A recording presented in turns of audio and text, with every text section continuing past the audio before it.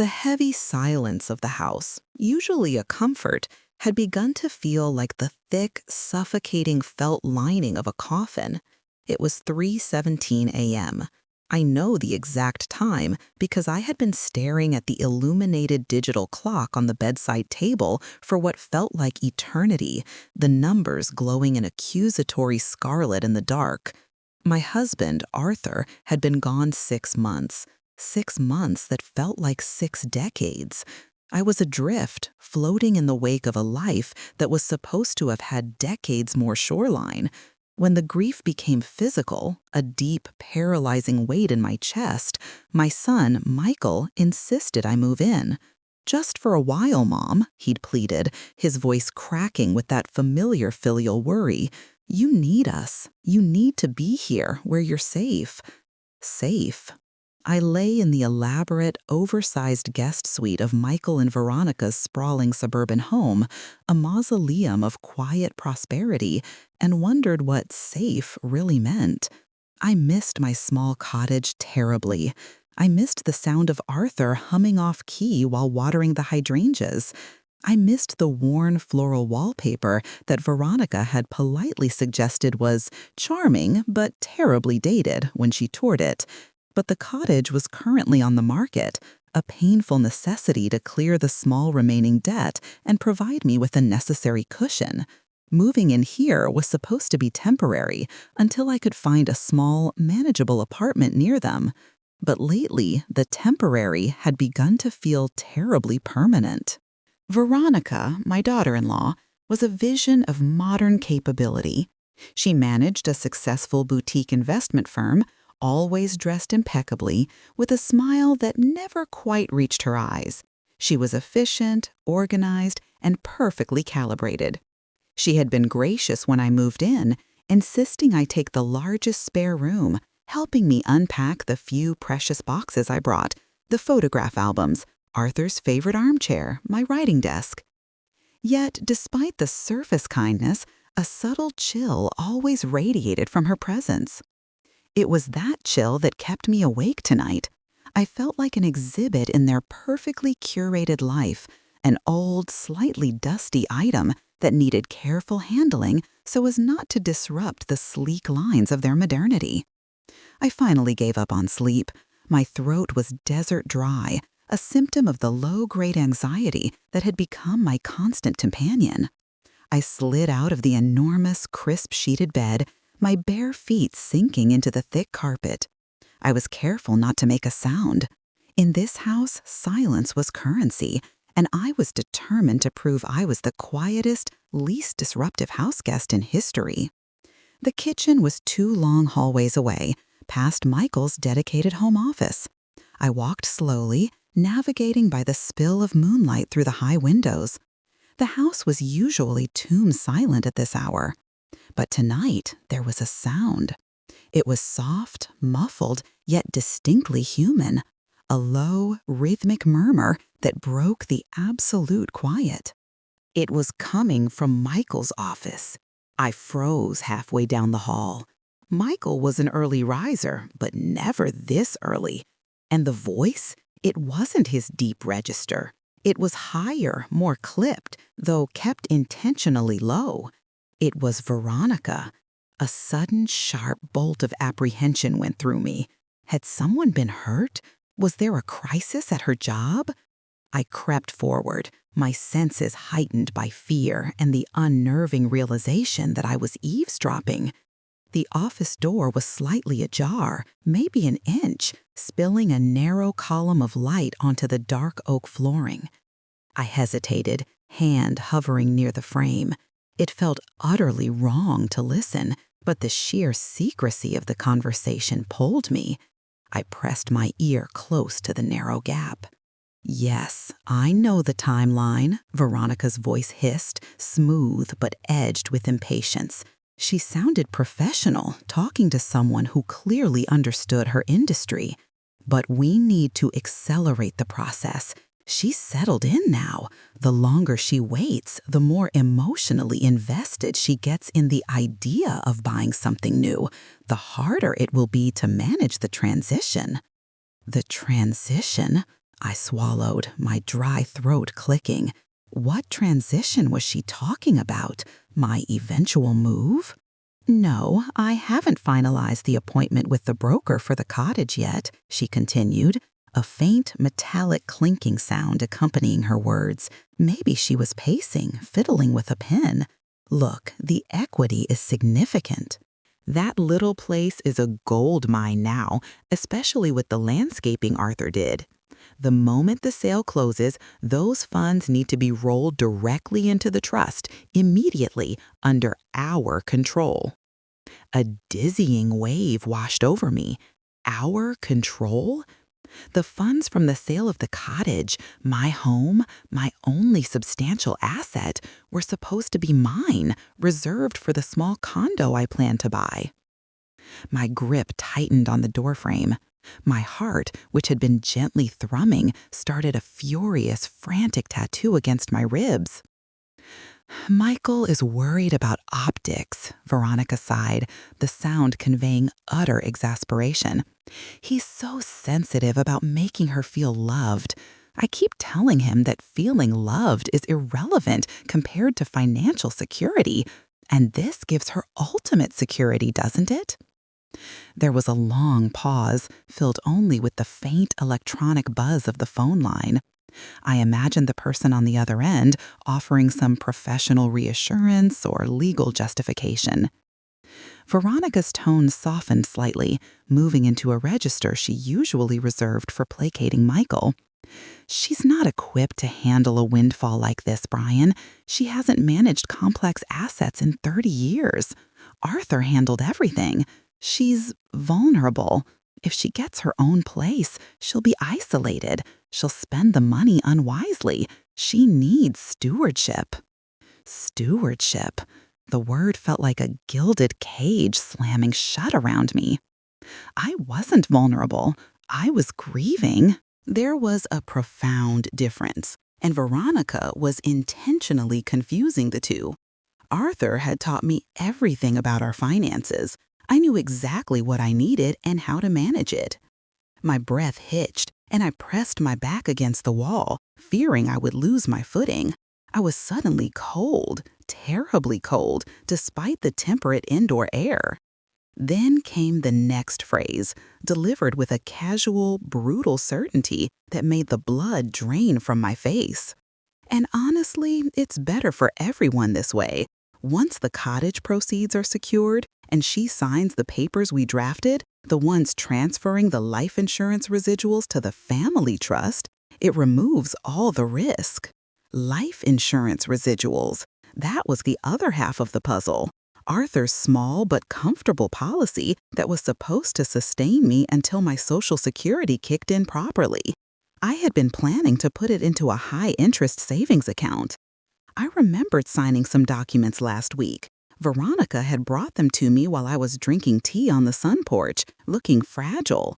She'd explained they were estate planning updates Michael wanted done for their house, just in case something happened, and since I was living there now, I needed to be included in the emergency contact section and some basic liability waivers.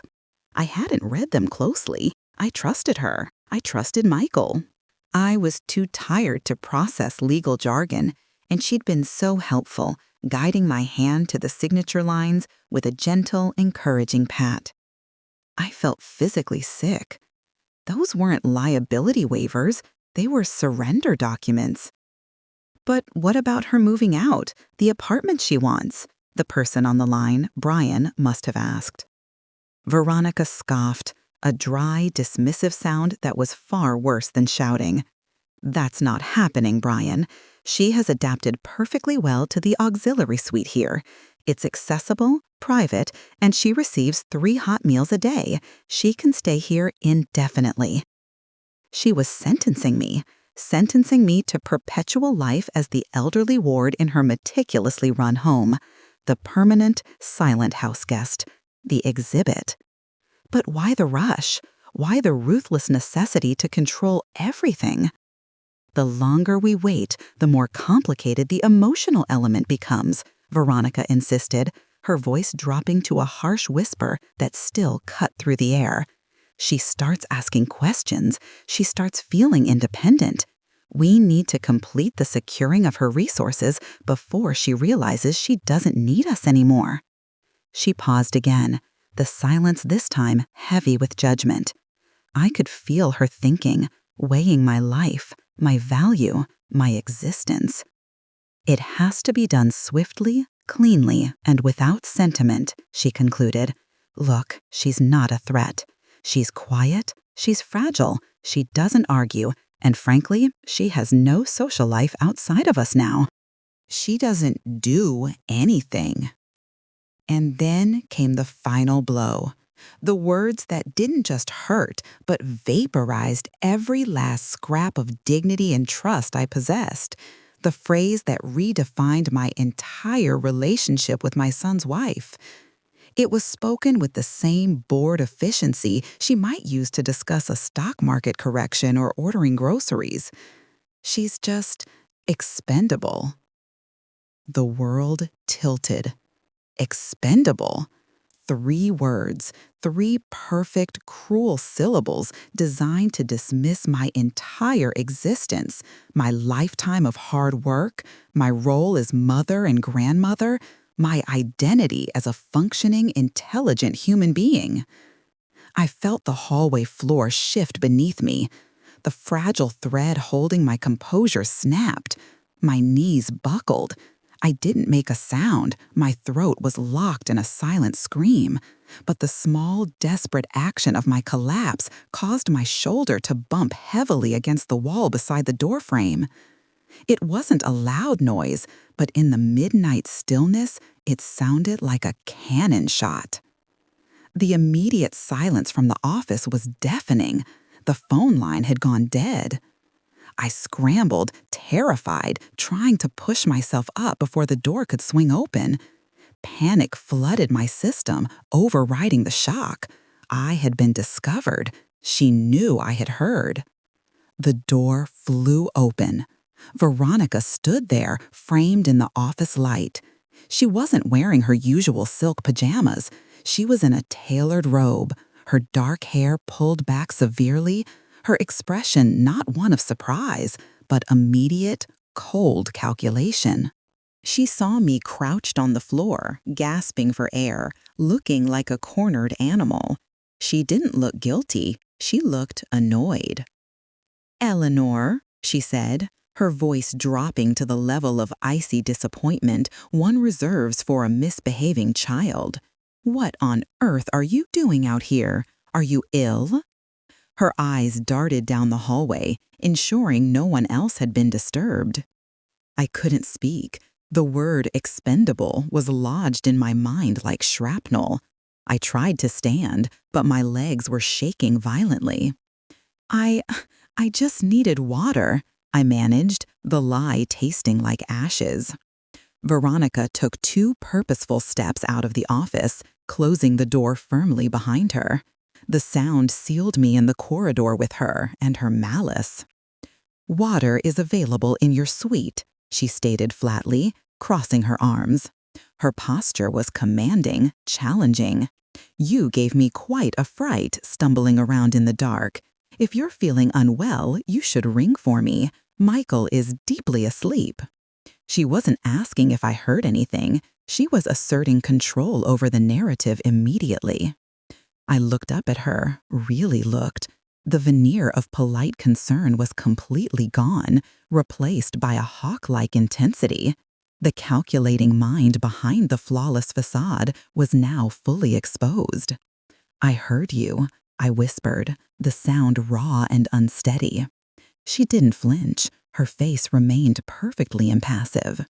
"Heard what, dear?" she asked, tilting her head slightly, the gesture patronizing.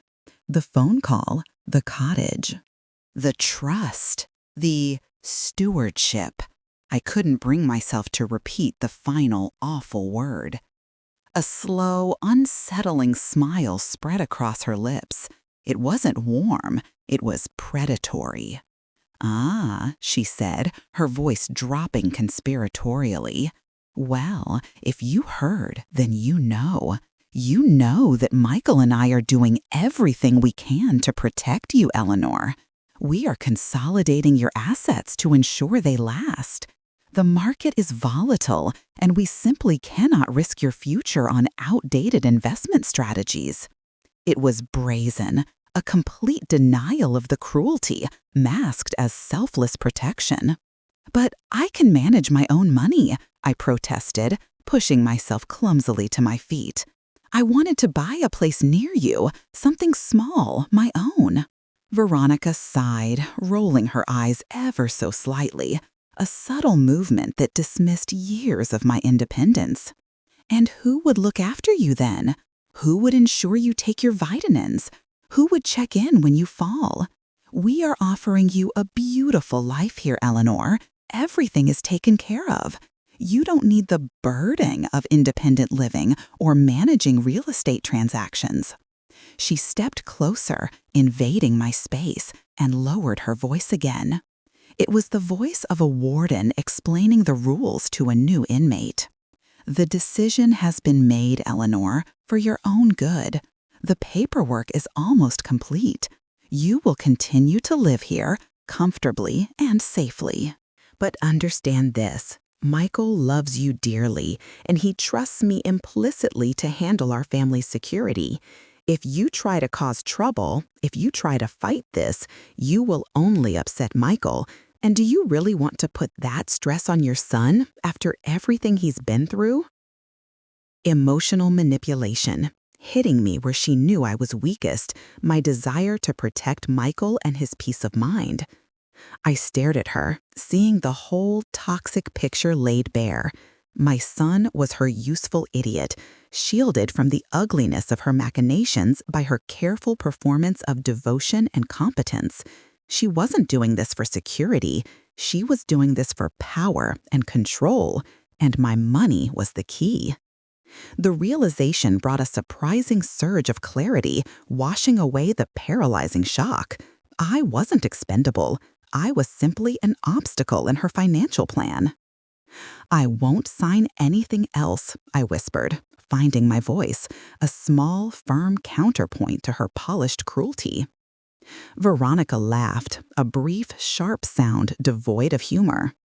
You already signed the important documents last week, dear. Remember, the liability forms. Everything is in motion. And now, you need to go back to bed. This conversation is over. She didn't ask me to leave. She commanded it. And for the first time in 6 months, in the face of absolute betrayal, I felt a flicker of the fight I thought Arthur's death had extinguished forever. I did not move toward my room. I stood my ground, trembling slightly, but meeting her gaze. You won't get away with this, Veronica. Her eyes narrowed, the last vestiges of polite pretense gone. Try me, Eleanor. Now, get some sleep. She turned abruptly and re-entered the office, leaving me alone in the dark hallway, the bitter truth settling around me like a shroud. I was trapped. She had my signature, she was selling my home, and she believed I was too grief-stricken and too old to fight back. But she didn't know Arthur's wife. She didn't know the woman who had helped build our life, piece by painstaking piece. I might be fragile, but I was not defeated. She had underestimated the tenacity of a mother fighting for her last scrap of self-determination, and she had certainly underestimated the impact of those 3 vile words: expendable. I walked, not to my room, but silently down the hall to the powder room. I splashed cold water on my face, looking at my reflection, a pale, middle-aged woman with wide, terrified eyes. The fight was on, and if she thought I was quiet and compliant before, she was about to meet a side of me she never anticipated. I needed a plan. I needed proof. I needed to know exactly how deep Michael was involved. I returned to my suite, not to sleep, but to start thinking. I pulled out my old journal and a pen. I wrote the time, the date, and the words that had changed everything. 3:20 a.m., heard V planning to sell cottage and roll funds into her trust. 3 words. She's just expendable. I must find the real documents. The next morning, I would start behaving exactly the way Veronica expected me to, quiet, fragile, and utterly agreeable. But underneath the facade of the compliant mother-in-law, a careful investigation would begin. The morning after the midnight confrontation felt impossibly heavy, soaked in a dread far worse than the hollow ache of grief. I knew I couldn't afford another misstep. Veronica was already suspicious, her cold appraisal confirming that she viewed me now not just as a burden, but as a low-grade threat. My strategy had to be absolute self-effacement. If she wanted an expendable, fragile widow, I would give her a ghost. I waited until I heard the distinct sound of Veronica's high heels clicking down the marble foyer steps, her signal that she was officially ready to take on the financial world, before I ventured out. She was usually out the door by 7:30, leaving Michael to manage a few morning video calls before heading to his own, less demanding mid-level executive job downtown. When I finally entered the vast, gleaming kitchen, Michael was nursing a large coffee, staring blankly at the headline ticker scrolling across his tablet.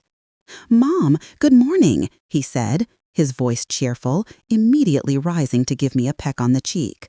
His relief that I was present and seemingly fine was palpable.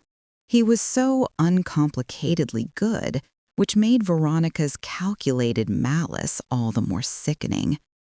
Veronica, impeccably dressed in charcoal silk, was already at the counter, sipping a green smoothie. Her eyes flicked toward me, assessing, analyzing. I made myself small. I pulled the collar of my worn bathrobe higher, kept my gaze fixed on the floor, and spoke in a voice that sounded genuinely thin and hollow. "Good morning, dear. Did I sleep late? I just couldn't seem to rouse myself." Veronica's mouth barely curved in what she presented as a sympathetic smile.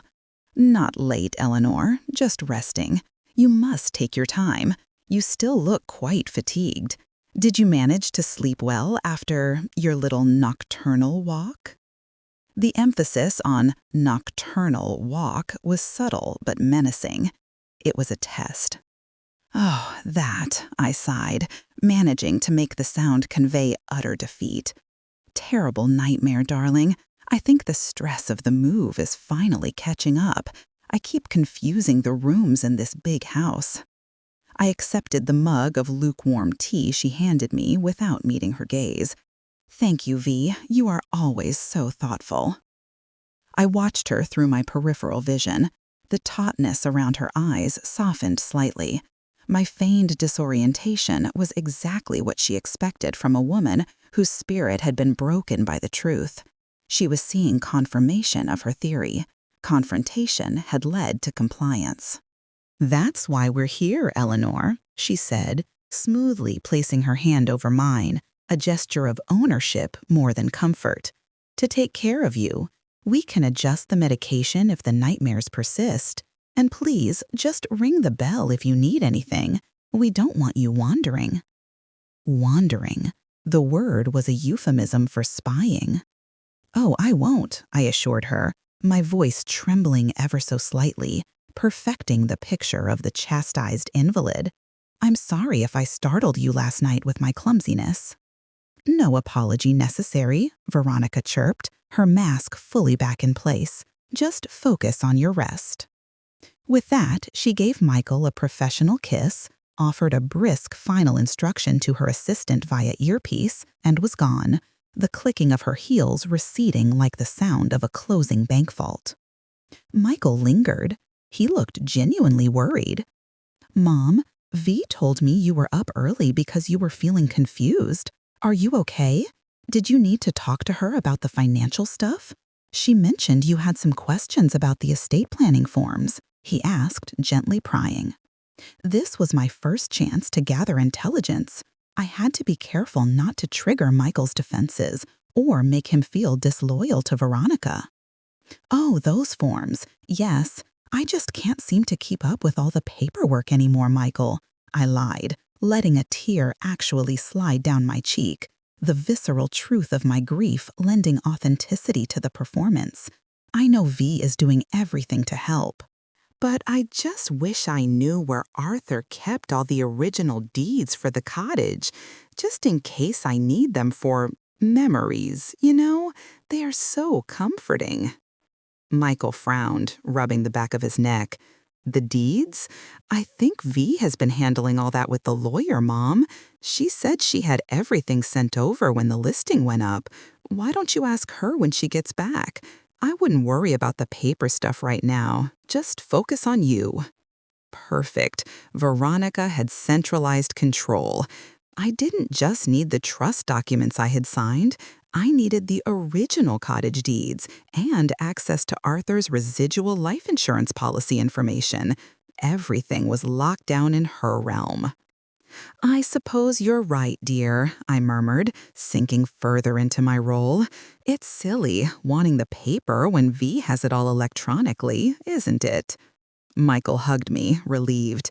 It's not silly, Mom. It's grief. Just let V handle it. She's the expert.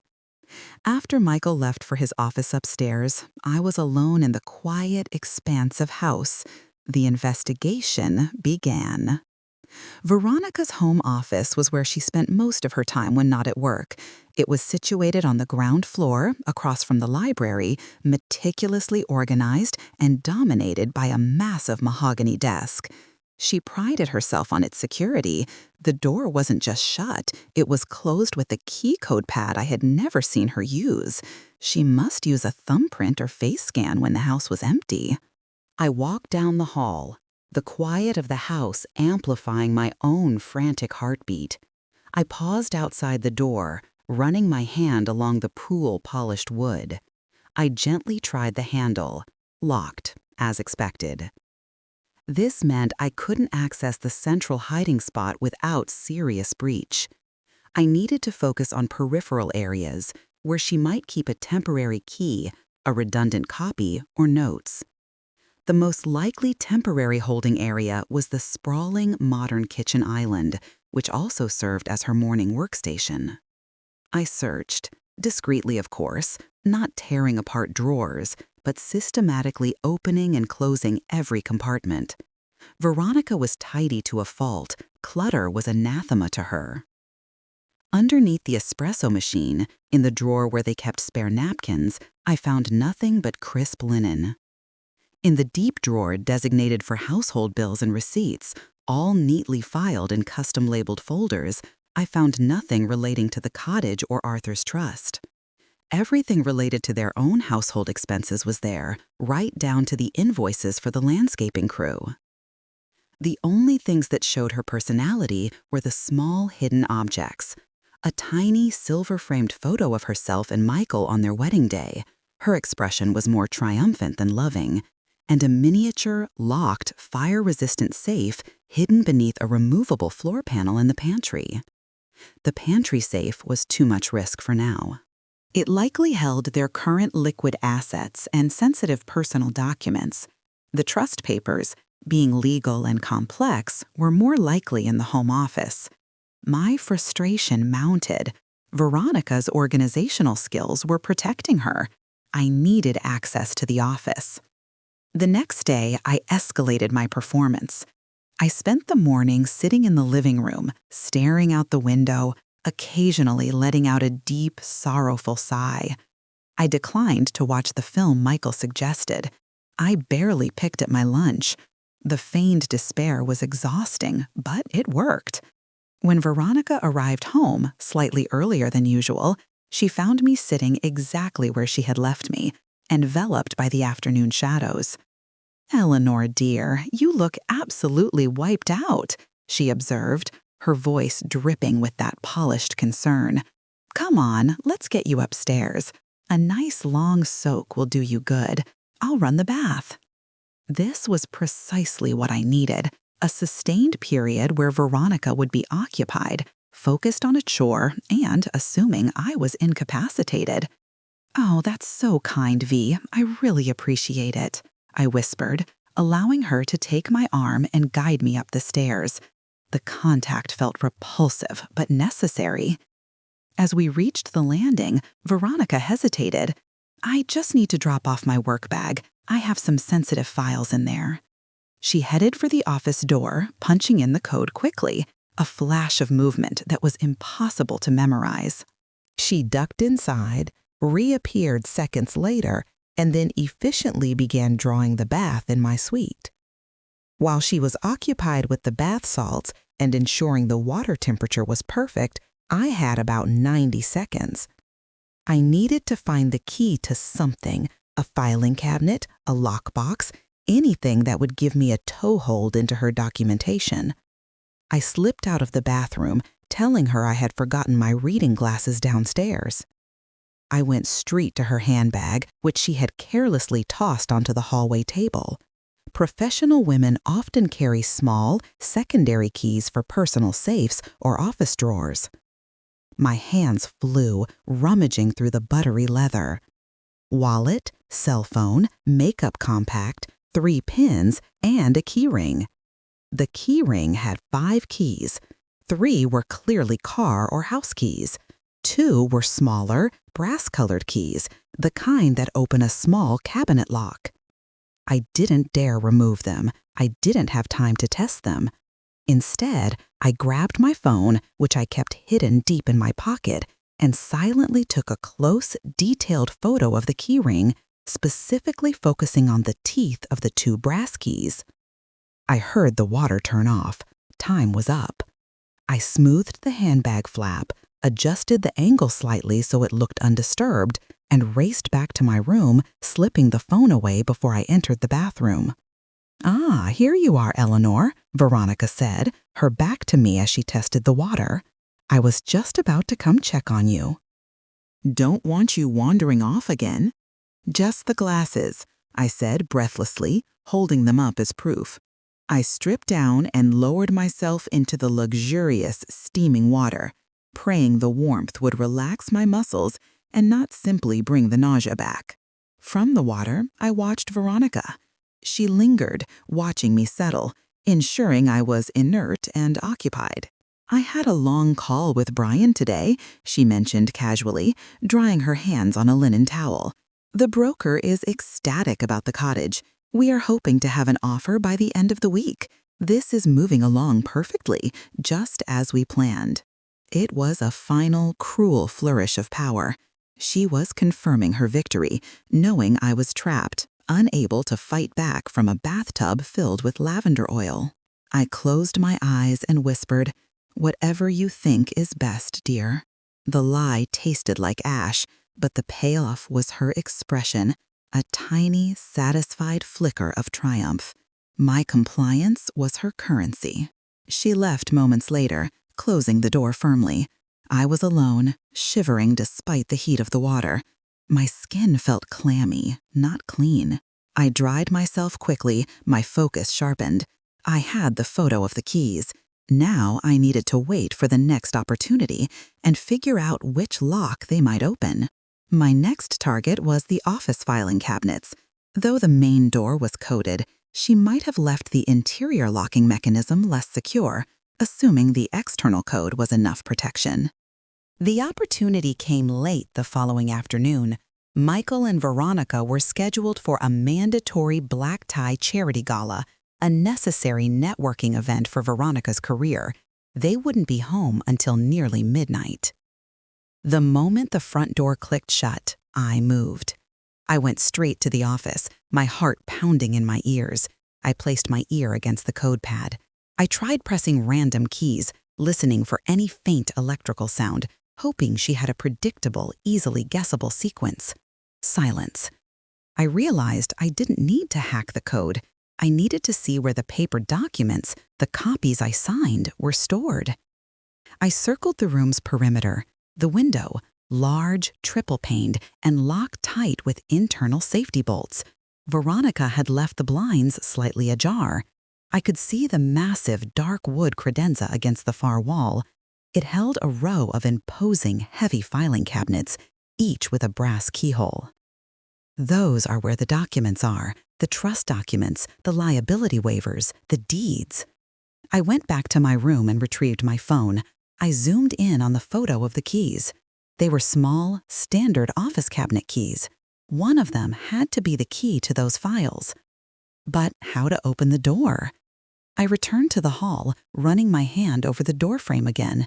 My fingers brushed against a tiny, almost invisible metallic plate high above the door.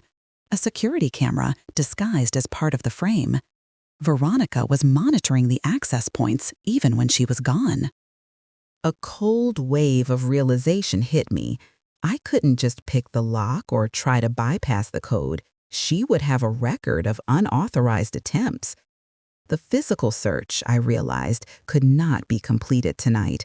I couldn't risk revealing my true intent by tripping an alarm or leaving evidence of tampering. I retreated, defeated, but not broken. I sat on my bed, staring at the photo of the keys on my phone screen. Veronica's security was thorough, reflecting her calculating mind. She hadn't broken my spirit by accident.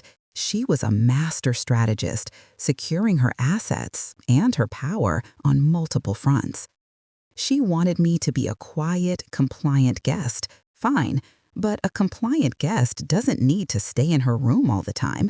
A compliant guest might need to check the mail, or retrieve a book from the library next door to the office, or innocently wander near a cleaning staff member or delivery person, hoping to catch a flicker of the code being entered, or perhaps find where she hid the security camera feed. The battle had shifted from finding the location of the documents to finding the means to bypass her security without being detected. I was no longer fighting merely for my money. I was fighting for my cognitive autonomy, my right to exist outside her cruel definition of expendable. I looked at the framed photograph of Arthur on my bedside table.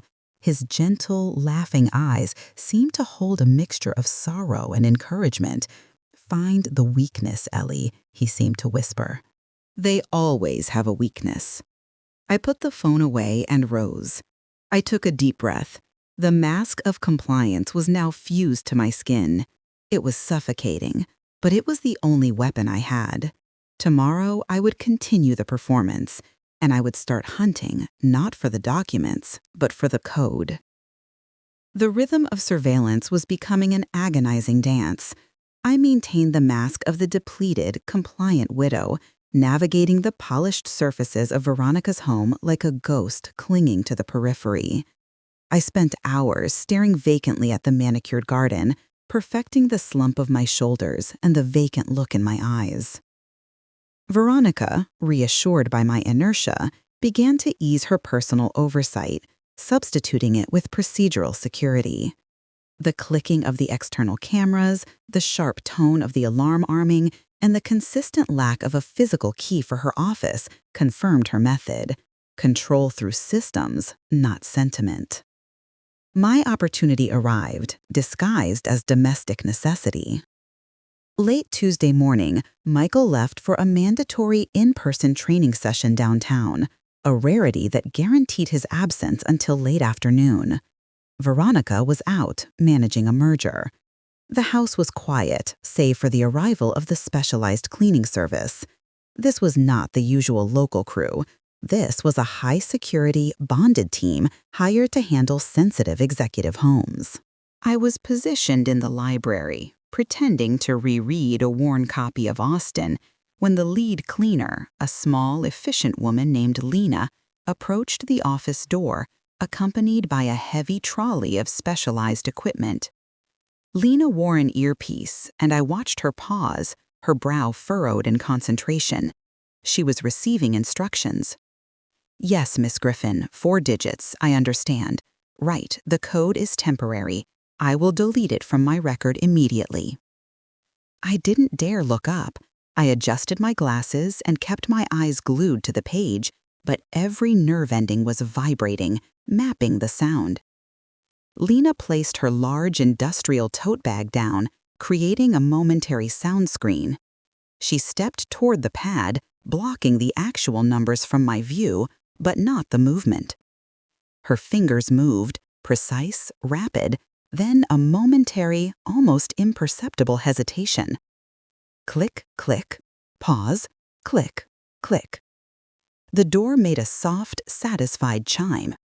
Lena entered, the heavy trolley wheels rumbling silently on the thick carpet. The pause. The rhythm was the key.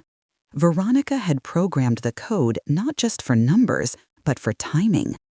She valued efficiency, even in entry. I calculated the digits based on the visual speed. 7, 5, pause, 1. Fast, quick, 3, 9. I repeated the rhythm in my head, anchoring it to the cadence of the trolley wheels. 7, 5, 1, 3, 9. I waited. The cleaners were meticulous, working in synchronized silence.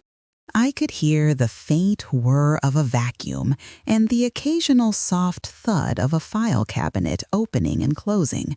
They were cleaning, yes, but they were also checking the integrity of the locked mechanisms, part of their high-end service agreement. The minutes stretched into an eternity filled with the buzzing dread that at any moment one of them might discover me sitting there, poised. After 40 minutes, the whirring stopped. Lena's voice, crisp and final, carried down the hall. All systems checked, sealing the office now. The outer lock engaged with a solid, undeniable thunk. A moment later, I heard the subtle electronic sigh of the alarm system resetting its perimeter. I waited 5 full minutes after the front door closed and the cleaner's van pulled away. Silence descended again, thick and absolute. Michael was still hours away. Veronica was safely in the financial district. My hands were shaking, not from fear, but from the adrenaline of certainty. I walked slowly down the hall, the sound of my bare feet on the marble shocking in the quiet. I approached the office door. I took a deep, shaky breath, recalling the visual and auditory rhythm. 7, 5. Pause. 1, 3, 9. My finger hovered over the pad. This was the point of no return. If I triggered an incorrect code alert, Veronica would know. She would immediately review the surveillance footage and see the frail, grieving mother transformed into a meticulous thief. I pressed the first button. 7. Then 5. I held my breath, mirroring the pause I had seen Lena take. Then 1. Then, quickly, 3, 9. The lock clicked, a silent, welcoming sigh. I slipped inside and closed the door almost entirely behind me, leaving only a sliver of space to avoid the final thunk of the full lock engaging. The office was a monument to ruthless ambition. Everything was sharp, dark, and expensive, a room designed for dominion. The air smelled of clean leather and ambition. I moved immediately to the far wall where the dark mahogany credenza stood, housing the heavy, brass-keyed filing cabinets. I retrieved the small key ring from the hidden pocket inside the lining of my bathrobe, the one I had photographed days earlier. My heart hammered against my ribs. I tried the first small brass key, too loose. I tried the second. It slid in perfectly. I twisted the key. The tumblers turned with a smooth, decisive clack. I pulled open the top drawer, labeled Legal, Estates, and Trusts. Inside, the files were immaculate, separated by mylar dividers. I quickly located the 3 files I needed. 1. Griffin Arthur N. Irrevocable Trust Instrument, executed. 2. Griffin Residence, Cottage, Quitclaim Deed and Sales Listing. 3. Griffin Eleanor R. Liability Waiver and Stipend Agreement. My fingers trembled as I pulled the trust instrument free. I scanned the dense legal language, recognizing Arthur's signature, shakier than I remembered it, but undeniably his, dated just 4 months before his death. The key sentence was on page 3, under the heading Trustee Appointment and Authority.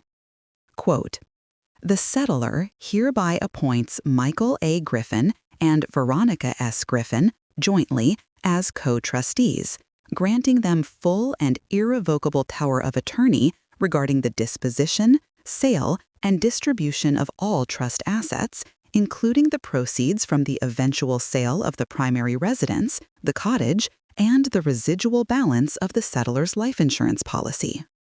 They weren't just managing things, they owned the decision-making process. They were the gatekeepers, the sole arbiters of what happened next.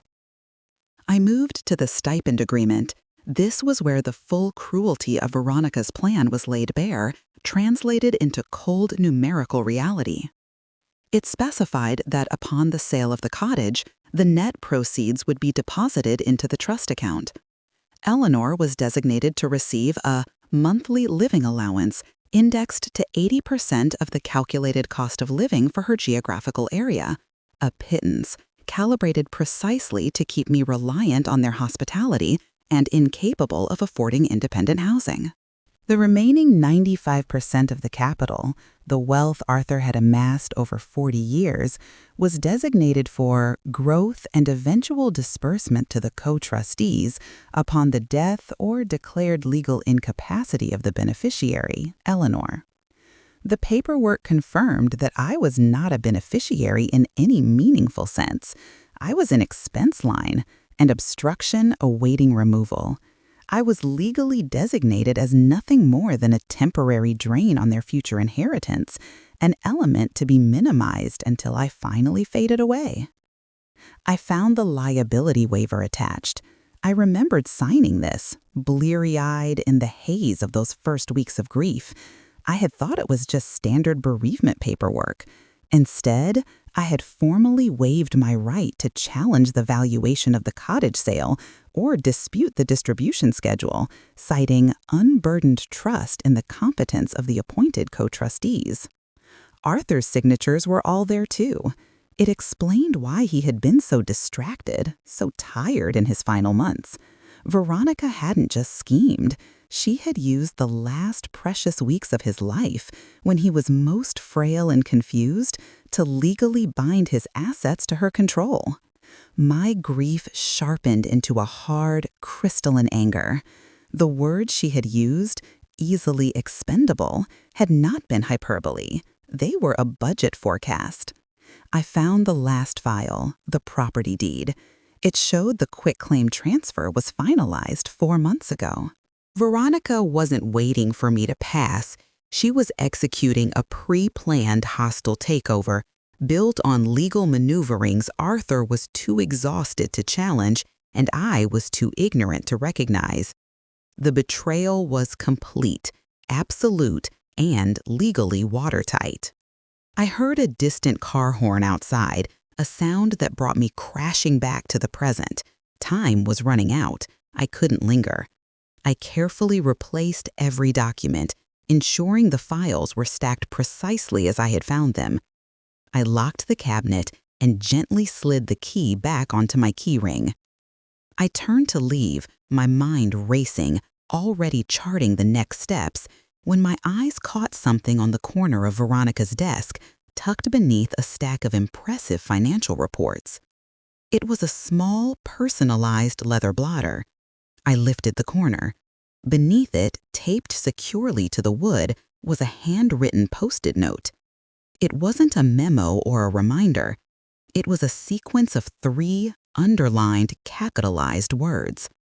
No emotion, no explanation, no witnesses. A personal mantra, perhaps, or notes from a high-stakes negotiation course. But here, in the context of the documents I had just read, they were instructions. The operating procedure for dismantling a life. No emotion for the widow, no explanation for the transactions, no witnesses to the transfer of power. I pressed the mantra into my memory, absorbing the icy detachment it represented. I carefully replaced the blotter. I moved to the door, my heart still racing, but my internal monologue now cold, sharp, and focused. I opened the door the final inch, letting it click back into its locked position, and then turned to the code pad. I entered 75139 again, watching the red light confirm the door was secured. I returned to the library and picked up my Austen, my body sinking back into the posture of defeat. But inside, I was anything but defeated. I had the confirmation I needed. The severity of the plot was not emotional, it was legal. I was in a cage designed by a lawyer, and I needed a lawyer to help me pick the lock. Veronica had made me legally expendable. I now had the evidence, cold and hard, to fight back. I needed a phone, a lifeline, and a plan for covert escape. I thought of Arthur's retired friend, George Harrison, a man who specialized in trusts and estates, who had known Arthur for 40 years. He was the only person I could trust who possessed the knowledge to challenge the legal fortress Veronica had built. I looked down at the Austen in my lap. The book was open to a page I hadn't read, but the paper felt rough and substantial in my hands. I realized that the greatest risk was not the search. The greatest risk was staying silent. Tomorrow, I would find a way out of the house. Tomorrow, the mask of compliance would be used to secure my freedom. The discovery of Veronica's legal architecture had stripped away the last layers of my protective grief, replacing them with a focused, icy clarity. I was no longer a victim.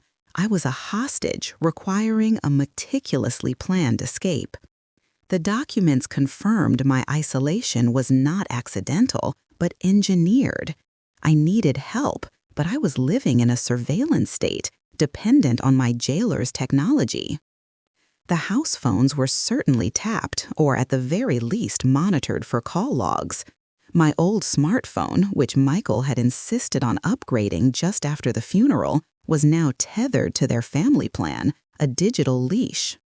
To contact George Harrison, the old family estate lawyer, I needed two things: untraceable communication and an undeniable reason to be outside the perimeter of Veronica's control. I started with the communication problem. Access to cash was the key. Arthur had always been meticulous about emergency reserves, relics of a generation that distrusted banks and digital convenience. I hadn't touched the small mahogany sewing box that sat disguised among the toiletries in the guest bath linen closet. It was too domestic, too mundane for Veronica to ever investigate. When Veronica left for an early morning board meeting, I slipped into the closet, my heart drumming against the thick fleece of my robe. The sewing box was heavy. Beneath the dusty spools of thread and dull scissors, Arthur had taped a thick, rubber-banded wad of bills, a mixture of hundreds and fifties, nearly $3,000, enough for independence if I could just reach it. I took $500, tucking the money into a small change purse I hid inside the lining of my slippers, ready for the crucial moment of transit. The acquisition of the phone required a public errand. This was the hardest part of the calculus. Veronica, who outsourced grocery delivery, lawn care, and even deep cleaning, abhorred unnecessary movement. I began laying the groundwork during dinner. Michael was recounting some minor office politics, and Veronica was scrolling through a financial statement on her tablet. "I really need to schedule a proper physical," I murmured, pushing the pristine roasted asparagus around my plate. "I haven't seen Dr. Alcott since, well, before Arthur's diagnosis, and I think I'm overdue for a few lab panels." I kept my voice low, weary, perfectly matching the compliant, depleted image. Veronica didn't look up immediately. "Labs? I can have my personal assistant coordinate a concierge service. They'll come here, much more convenient." "No, V," I said, injecting just a touch of stubborn old lady discomfort. "It's Dr. Alcott. She knows my history, and she doesn't do house calls. It's an old-school practice, you know. I really prefer her continuity of care." I let the phrase continuity of care hang in the air, a subtle jab at her streamlined, optimized life suggesting my requirements were messy and inconvenient, but non-negotiable. Michael, sensitive to my feigned vulnerability, chimed in. "She's right, V. Dr. Alcott is the best, and Mom needs to get out of the house, too." Veronica finally set down her tablet, her gaze sharp, assessing the cost-benefit analysis of the disruption. If I was sick, it would complicate her plans. My health had to be managed. "Fine," she clipped, reaching for her phone. "I'll call tomorrow, but you will take an Uber. No driving, and I need the address and the confirmed time. I want the driver tracked, just for safety." "Of course," I agreed easily, already adjusting my plan. The Uber was perfect. I could pay the initial fare in cash, rendering it less trackable by her accounting, and the tracking was a simple GPS dot that could be easily fooled by a short detour. The next morning, Veronica, true to her word, scheduled the urgent annual physical for Friday afternoon. The agonizing calculus of the plot proceeded. I needed the doctor's appointment to be plausible, but the actual destination for the first leg of the journey was crucial. Friday arrived, cloaked in the deceptive normalcy of their luxurious routine. I dressed in my most respectable, unremarkable clothing, a muted gray twin set and dark slacks, the uniform of a woman who had nowhere important to go. The black sedan arrived promptly at 1:45 p.m. "I've set the destination to Dr. Alcott's clinic," Veronica announced, handing me a small typed slip with the address. "The driver is alerted to the location. Call me when you're settled in the waiting room." "Will do, dear," I replied, giving her the practiced, weak smile of compliance. I slipped into the back seat. As we pulled out of the driveway, I felt the familiar panic rising, quickly squashing it down. Panic was a luxury I could not afford. The first 10 minutes were silent. The driver, a young man with earbuds in, was focused on his GPS. As we reached the busy commercial strip 5 miles from the house, I cleared my throat. "Excuse me, driver," I said, leaning forward slightly. "Could you pull over just up here at the Rite Aid? I forgot my reading glasses, and I simply cannot fill out the clinic forms without them. I'll only be a minute." The driver looked slightly annoyed at the deviation, but the commercial area was dense with traffic, making a quick stop easy. "Sure, ma'am, quick stop." "Thank you. Keep the meter running." I handed him a folded $50 bill. This should cover the wait. His reluctance instantly dissolved into cooperative silence. I stepped out of the car, my legs momentarily unsteady with the thrill of the deception. I did not enter the Rite Aid. Directly across the street, tucked between a dry cleaner and a defunct cell phone repair shop, was a small, dusty electronics storefront that advertised prepaid phones and international calling. I moved quickly across the sidewalk, stepping into the dim interior. The salesman, a bored young man behind a glass counter, barely looked up. "I need a simple phone," I stated, keeping my voice firm but quiet. "One that I can buy with cash, preloaded minutes, no contract, something that just calls." He produced a plastic bubble containing a black flip phone, the most basic technology imaginable. Perfect. No internet, no smart features, no embedded tracking software tied to a social media account or bank card. $40 for the phone, $50 for the starter card, he mumbled. I paid the $90 in crumpled bills, received my change, and waited impatiently while he activated the service. The process took 3 excruciating minutes. I felt exposed, certain that Veronica had some invisible network of satellites following me. "It's active. Call anyone," the salesman said, handing me the small, light device. I slipped the phone into my inner pocket. I made eye contact with no one, crossed back over the street, and slid back into the waiting sedan. "Thank you so much," I breathed, settling back as if the exertion had exhausted me. Terrible to forget those. "Now, please, the clinic." The driver pulled back into traffic, hitting the accelerator hard, making up for the lost time. As we drove toward the actual medical district, I kept my hand on the pocket containing the flip phone. I had less than an hour before I needed to be in Dr. Alcott's waiting room to provide the confirmation call Veronica demanded. The clinic was large and anonymous. I paid the driver, who was delighted by his generous tip, and walked inside. I approached the reception desk. "I have an appointment, Eleanor Griffin," I said to the intake nurse.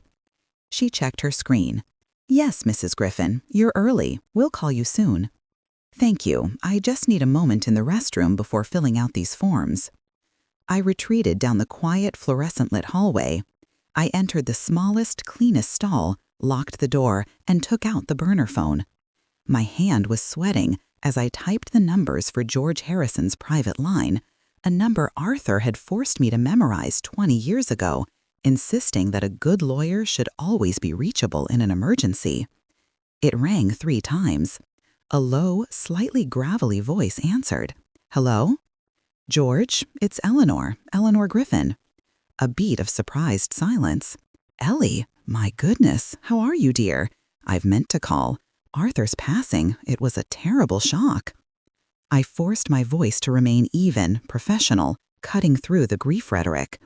"George, I'm not well, and I need your professional help, right now. I'm calling from a secure line, and this is highly confidential. We can't talk on the phone." The tone of urgency, the mention of a secure line, it instantly alerted the retired attorney. George Harrison had spent 40 years specializing in protecting estates from greedy relatives. He understood the subtext immediately.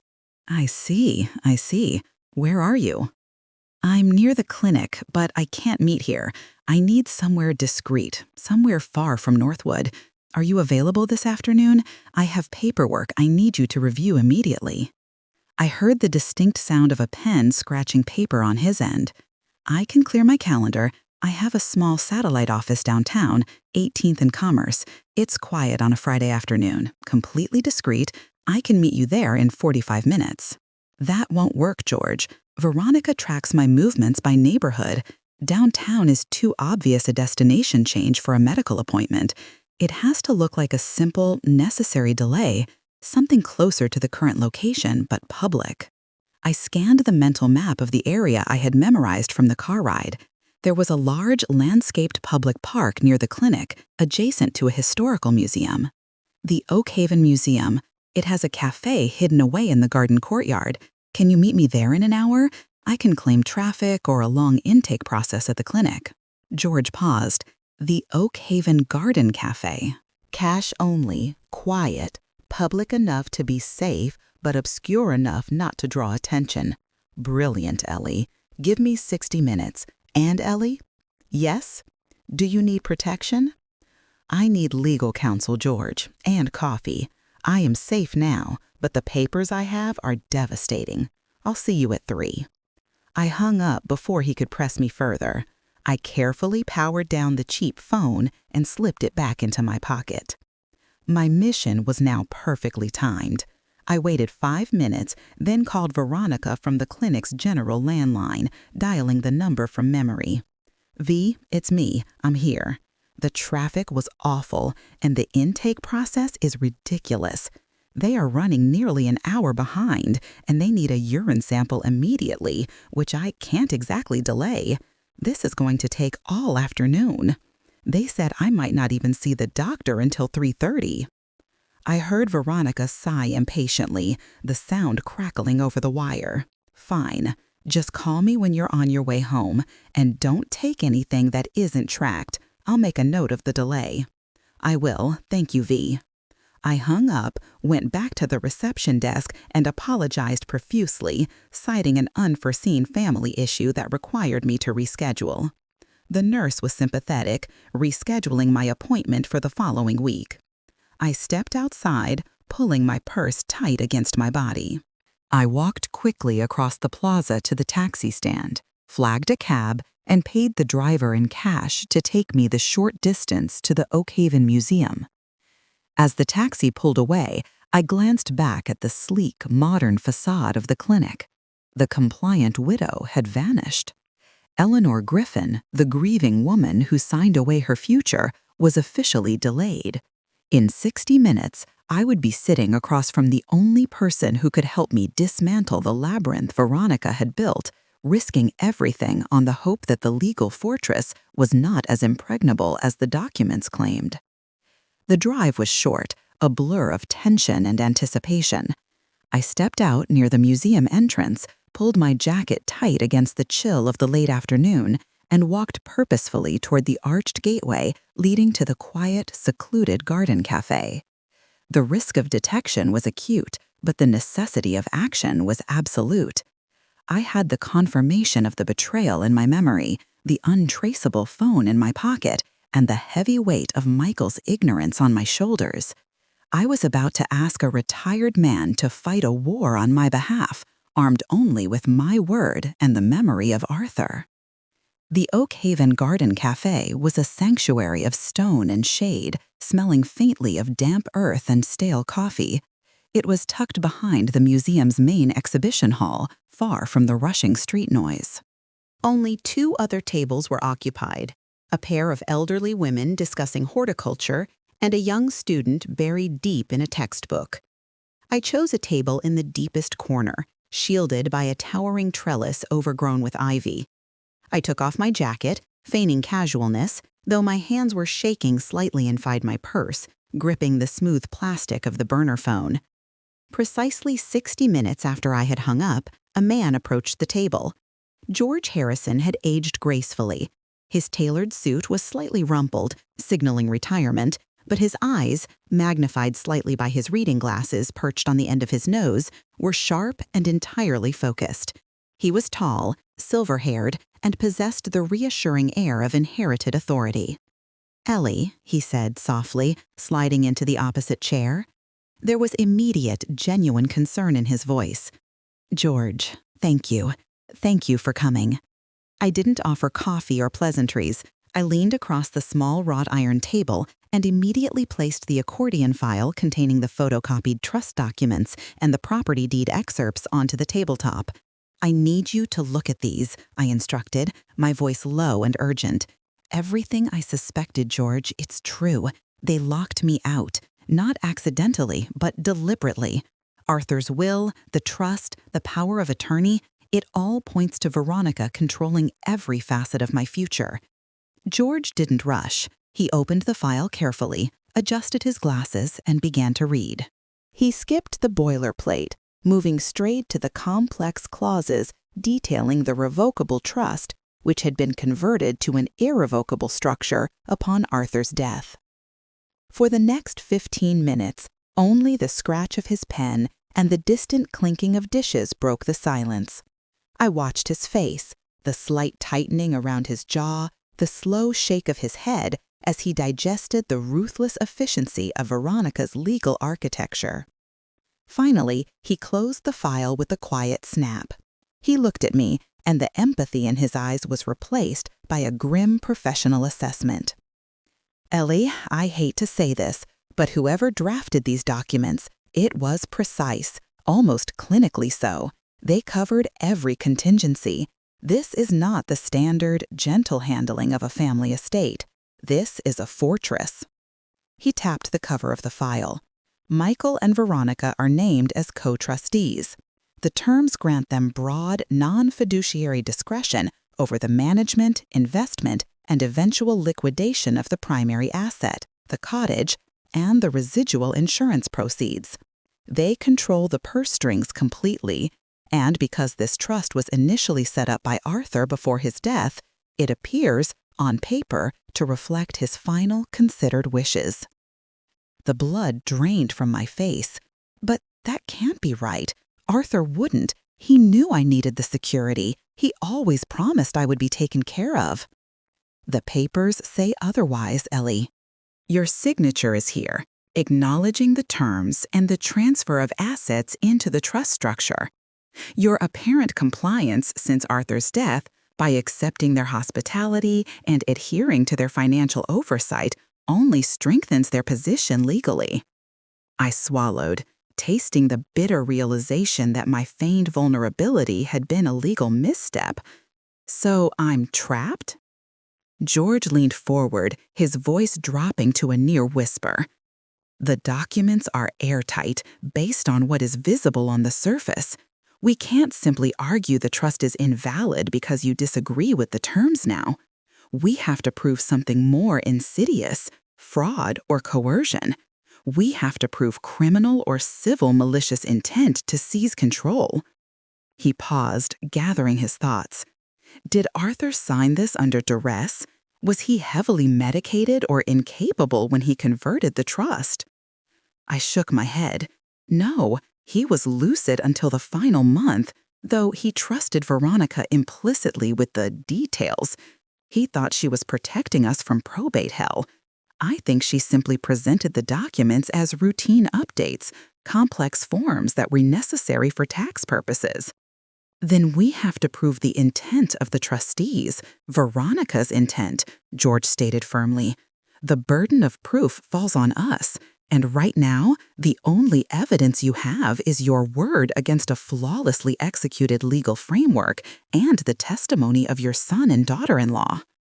He looked directly into my eyes.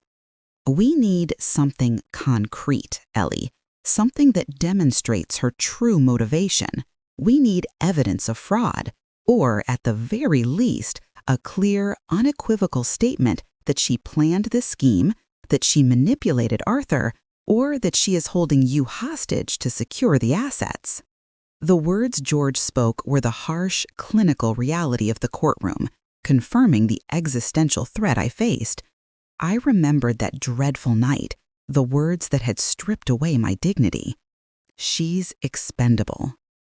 I overheard her, George, I confessed, leaning closer until my breath barely disturbed the air between us. I heard her talking on the phone. She wasn't discussing protecting me. She was discussing managing me. Controlling the sale of the cottage was step 1. Keeping me dependent was step 2. She used 3 cruel words to describe my value to the entire operation. She's expendable. George's expression didn't change, but his eyes narrowed with professional interest. That's powerful, Ellie. That shows motive and a callous disregard for your well-being. But in court, hearsay is useless. We need that conversation recorded. We need her saying it or detailing the strategy to keep you reliant without the possibility of denial. He pushed the file back toward me. I will start preparing the challenge, filing preliminary inquiries into the trust's transfer details and setting up a motion to freeze the sale of the cottage. But I can't move forward without the smoking gun. If we challenge the trust based on undue influence and fail, we will exhaust your remaining access to funds, and she will have legal grounds to further restrict your movements. The gravity of his warning was immense. I was being asked to commit an act of technological espionage within my own son's home against the woman who held the keys to my entire future. "You're telling me I have to record her?" I murmured. "Yes," George confirmed, without hesitation. "You have to record her, and it has to be done legally, or at least strategically. Is there any way you can get her to repeat that statement, or perhaps record her speaking to Michael or another associate about the management strategy?" He took a business card out of his jacket pocket, a plain, unmarked cream card. "Here is my private cell phone. Use the burner to text me when you have something, anything. Do not call, do not leave a voicemail. Just a code phrase. The garden is blooming. I'll know what it means, and I'll tell you how to safely transfer the file." I nodded, committing the details to memory. "One more thing, Ellie. You must maintain the facade. Complete compliance. No sudden outbursts, no demands for access to capital, no showing her you have external counsel. If she suspects you are fighting back, she will simply move you out of the house or lock you down completely. You must appear broken, compliant, and wholly reliant on her generosity." George stood, extending his hand across the table. His grip was firm. "You are not expendable, Ellie, but we have to prove it to the courts. Be careful. You are walking into the most dangerous phase of this game." I watched him walk away, merging back into the afternoon light. I was left alone with the files and the crushing knowledge that the fight ahead would not be one of moral outrage, but one of stealth, technology, and calculated risk. I paid for the unsippable coffee with cash and made my way back to the taxi stand. I performed the necessary steps of my cover story meticulously. I flagged a different cab, paid the driver in cash, and requested a long, indirect route back to Northwood. During the ride, I used the burner phone one last time. I sent a simple text message to Veronica's tracked smartphone. Leaving the clinic now, Dr. Alcott says everything is fine, just exhausted from the wait. Then, stopping at a garbage can in a quiet corner of a gas station restroom, a location miles away from the home, I disassembled the cheap flip phone. The battery, the SIM card, and the plastic shell went into 3 separate waste bins, untraceable. When the taxi pulled up to the driveway, it was nearly 5 o'clock. The house was already enveloped in the deep quiet that often precedes the evening rush of activity. I stepped out of the cab, pulled my twin set tight around me, and walked up the pristine flagstone path. I had to assume the cameras watching the driveway were already transmitting my image back to Veronica's office screen. I adjusted my face into the mask of weary exhaustion, the perfect picture of a 60-year-old widow drained by a difficult day of medical bureaucracy. The front door unlocked with a soft electronic chime. Michael was waiting in the expansive foyer, his expression a mixture of relief and minor irritation. "Mom, you worried, V. That was a long appointment. Are you okay?" "I'm fine, dear," I lied smoothly, allowing a note of manufactured fragility to enter my voice. "Just tired. Dr. Alcott insists on running every single panel. It's exhausting, honestly. I think I just need to lie down." Michael immediately softened, putting his arm around me. "Of course, let me get you some water." As he led me toward the stairs, I glanced across the foyer toward the kitchen island, where Veronica often held her early evening conference calls, reviewing portfolios or discussing legal strategy. It was a prime location for candid conversation. George's words echoed in my mind. We need her saying it without the possibility of denial. My heart was no longer grieving. It was beating a slow, steady rhythm of intent. The legal confirmation had stripped away the last vestige of hope that this was a simple misunderstanding. It was a hostile takeover, and the only weapon I had left was the ability to record the truth. I needed a device small enough, common enough, to hide in plain sight. I walked up the stairs, knowing that the most dangerous part of the game had just begun, setting the trap for the woman who believed my life was entirely expendable. I maintained the role of the frail, overwhelmed widow with a conviction that felt less like acting and more like a second skin.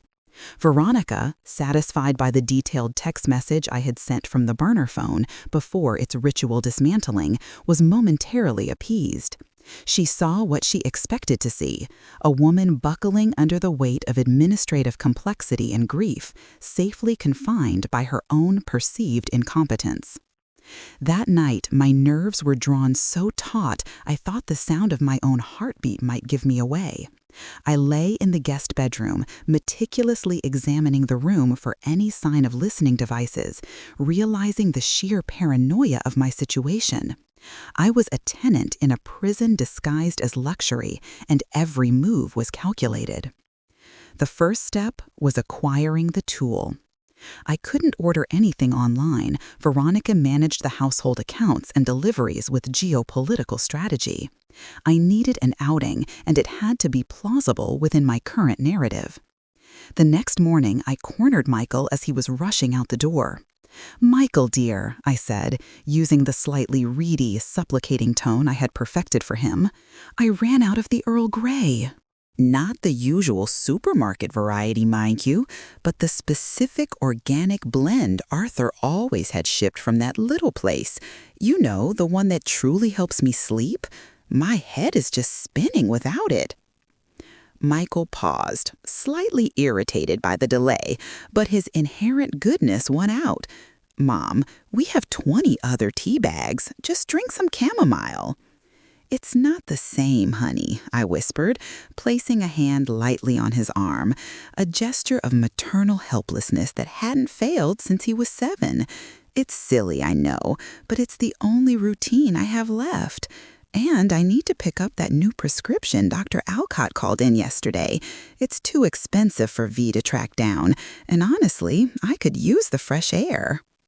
The key phrase was too expensive for V to track down.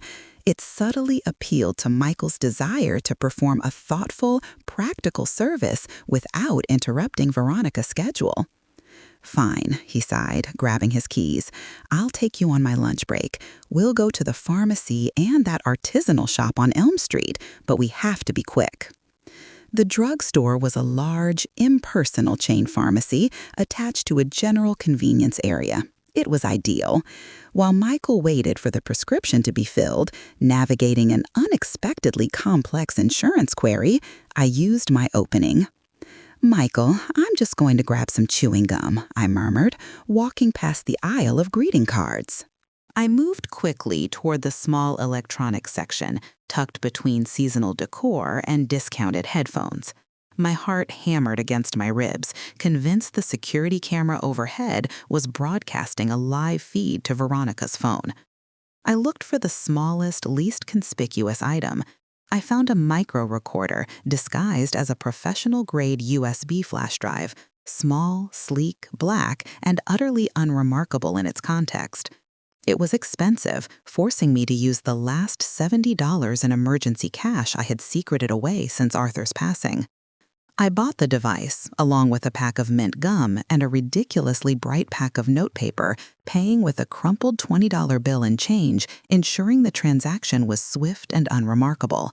The receipt was balled up and swallowed by a garbage bin near the exit. Back in the car, I felt the small, cold weight of the flash drive in my pocket. It represented the only leverage I possessed against the polished architecture of Veronica's deceit. The next 48 hours were a masterclass in patience. I spent the time studying Veronica's routine.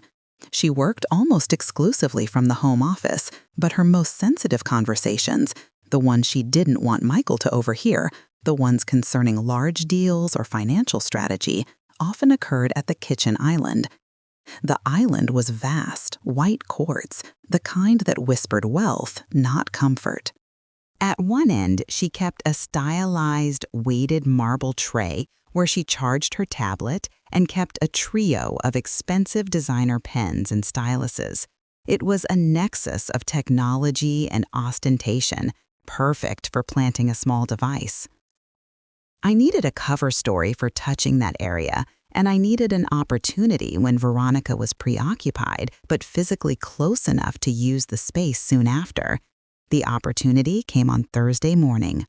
Veronica had scheduled an early morning Pilates session at her club, leaving the house precisely at 6:15 a.m. But today, a high-priority video conference with a firm in London was scheduled for 6:30 a.m., 11:30 a.m. their time. This meant she would skip her workout, grab her coffee, and settle in at the island to review her notes and finalize her opening arguments. Michael, predictably, would be showering and preparing for his own 7:30 a.m. commute. I set my own internal clock for 6:10 a.m. I dressed in my usual nondescript house clothes, a cardigan and comfortable slacks, and began my planned distraction, preparing breakfast.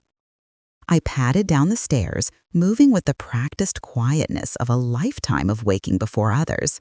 I went straight to the kitchen, making slightly more noise than necessary with the clatter of a saucepan. Veronica, dressed in a sharp blazer over yoga leggings, was standing at the stainless steel reviewing her tablet. Her lips were moving slightly as she ran through points of discussion. The marble tray and its contents sat precisely where they always did. "Morning, dear," I said, keeping my voice gentle and slightly strained, as if I hadn't slept well. "Just getting the coffee started. Can I make you an egg?" Veronica glanced up, her expression a mix of forced tolerance and mild annoyance at the interruption. "No, Eleanor, I have this London call. Don't worry about breakfast. Just try to keep the noise down, please." "Of course," I agreed easily, turning my back to her and fussing with the expensive, complicated coffee maker. I waited, counting the slow, deliberate seconds. Veronica returned her attention to the tablet, already in high concentration mode, completely absorbed in the complex legal details filling her screen. She was so confident in the impregnability of her domain and my utter defeat that she wasn't looking at me. She was looking through me. I made my move. I needed a plausible reason to be near the tray. I carried a tea towel over to the island, placing it near the sink side. Then, using the pretense of spotting an invisible crumb on the pristine quartz, I leaned over the far side of the island toward her command station.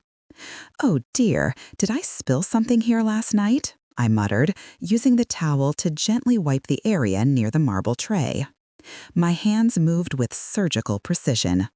As I wiped, my left hand, shielded momentarily by the tea towel, slid the small black USB key from my pocket. It was voice-activated and designed to record up to 8 hours of high-quality audio. The decorative pen container was a heavy, square ceramic cylinder. It held 2 Mont Blanc pens and 3 tablet styluses. I lifted the entire cylinder fractionally, pretending to clean underneath it, and in that split second, I dropped the USB key inside, letting it settle among the sleek black styluses. It was a perfect fit. From any angle, it looked like a high-tech accessory, easily missed in the expensive clutter. The action took less than 3 seconds.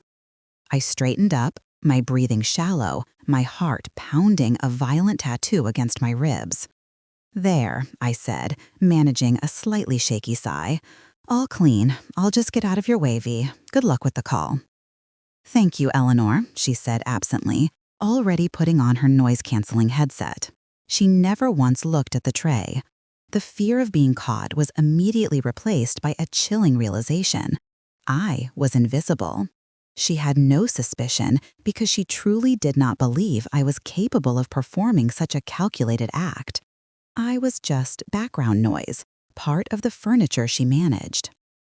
I retreated to the breakfast nook, ostensibly reading a magazine while I nursed a cup of tea. My eyes, however, were glued to the silent action unfolding across the room. Veronica's conference began. Her voice, usually sharp and clipped, became honeyed, professional, and utterly dominant. She was discussing the projected timeline for the liquidation of Asset P, the cottage. I heard the cool, detached terminology. The valuation came in stronger than anticipated. We project Q3 closing, allowing for optimal tax benefit. We need to ensure the residual claimant is managed proactively to prevent any unexpected friction regarding disbursements. I gripped my magazine tight. Residual claimant, that was me. Not a mother, not a widow, but a claimant who needed to be managed proactively. She continued, discussing legal maneuvering, the complexities of the trust, and the necessity of maintaining full discretion over the proceeds. The details were complex, referencing clauses I had seen in George's file, proving she was actively using the trust to control the capital. I sat there, frozen in terror and morbid fascination, listening to the legal map of my destruction being drawn in real time. The USB key was working. It was listening to everything. But she hadn't said the words. She hadn't detailed the malice, the sheer cold contempt for my existence that George needed. I spent the rest of the day in a state of hypervigilance, my body tingling with residual fear. Every time Veronica approached the island, I felt a jolt. Would she notice the new item? Would she pick up the pen container? The recording device was small, but the risk was vast. If she found it, the legal fight would be over before it started, replaced by swift, crushing retaliation. I would be isolated, perhaps even forcibly institutionalized on the grounds of instability or delusion. That evening, Michael came home late, exhausted. Veronica was already in her office working through dinner. I served Michael a small plate of pasta, making a conscious effort to return to the role of the nurturing, if slightly melancholic, mother. "V is under a lot of pressure, Mom," Michael mumbled between bites, running a hand through his hair. "This London deal is massive. She's worried about the quarterly review. Everything has to be perfect." "I understand, dear," I soothed. "She works so hard." I waited. I knew Veronica wouldn't detail her strategy to Michael. He was too sensitive, and she needed him to maintain his belief in her benevolence. Her crucial conversations would happen either late at night or early the next morning, usually to a co-conspirator or her personal attorney, when she believed the house was silent and monitored only by her. I waited until 11:45 p.m. The house was quiet. Michael had gone to bed hours ago. I could hear the faint, rhythmic sound of the air conditioning unit. I knew Veronica occasionally took late-night calls in the kitchen, enjoying the expanse and the quiet, away from the confinement of her locked office. I crept out of bed, careful not to even creak the floorboards. I moved down the stairs toward the kitchen landing, where I could listen without being detected. The light was on at the island. Veronica was there, sitting on a high stool, her tablet open, a glass of wine resting on a coaster beside the marble tray. She was speaking, her voice lowered, conspiratorial. "No, Brian, I need you to push back harder on the valuation. The goal is to stabilize the cost basis, not maximize the immediate sale price. Arthur's insurance payout covers the tax hits, but the longer Eleanor has liquid funds, the more problematic she becomes. She gets ideas." A pause. I imagined the response on the other end of the line. Brian, likely the ruthless lawyer who helped design this fortress. "Exactly. We need to ensure she remains housed here, under our direct observation, until the trust is fully converted and the remaining capital is placed into the long-term investment structure. If she retains independent access to capital, she will inevitably attempt to challenge the arrangement. She just needs enough to feel secure, but not enough to feel independent." She took a slow sip of wine. No, Michael is fine. He's sympathetic, but ultimately he trusts my financial judgment completely. He thinks this is all about protecting his mother from herself. He doesn't question the structure. He only sees the kindness of housing her here. Another pause, this one longer. Veronica leaned back, her face smooth, devoid of any genuine emotion. "Look, let's be blunt. She has no skills, no income, and no legal leverage. She needs us. And frankly, we need the cottage sale to optimize the portfolio for the next 5 years. We are providing a humane solution to a liability." She hesitated slightly, dropping her voice even further, confirming a detail I already knew but needed captured. "The bottom line, Brian, is that we have the signed documentation. She is utterly reliant on us. She will comply. She has to. Right now, she's just an asset we have to maintain until disposal. She's expendable, but discreetly so." The blood ran cold in my veins, but this time the shock was overlaid with a grim, professional satisfaction. I had done it. She had said it. The ultimate proof of malicious intent, recorded directly into the quiet hum of the room, nestled safely in the ceramic cup. I crept back up the stairs, my body shaking not from fear, but from the magnitude of the evidence I now possessed. The wire was hot, the connection secured. I didn't need to retrieve the device immediately. The memory was large enough. Now I just had to wait for the morning and the opportunity to secure the smoking gun without alerting the predator I had just trapped. The game was no longer theoretical. It was real. It was damning. And I finally had a weapon equal to the cold, legal brilliance of my daughter-in-law. I woke with the same internal startle I'd experienced the previous morning, but today the terror was eclipsed by a fierce, almost incandescent certainty. The knowledge that the evidence existed, that it was physically located 20 feet away in the kitchen, acted like a live wire running beneath my skin. If I was discovered now, the consequences would be catastrophic. Veronica would not hesitate. She would have me legally sidelined before the lunch hour. I focused on the routine.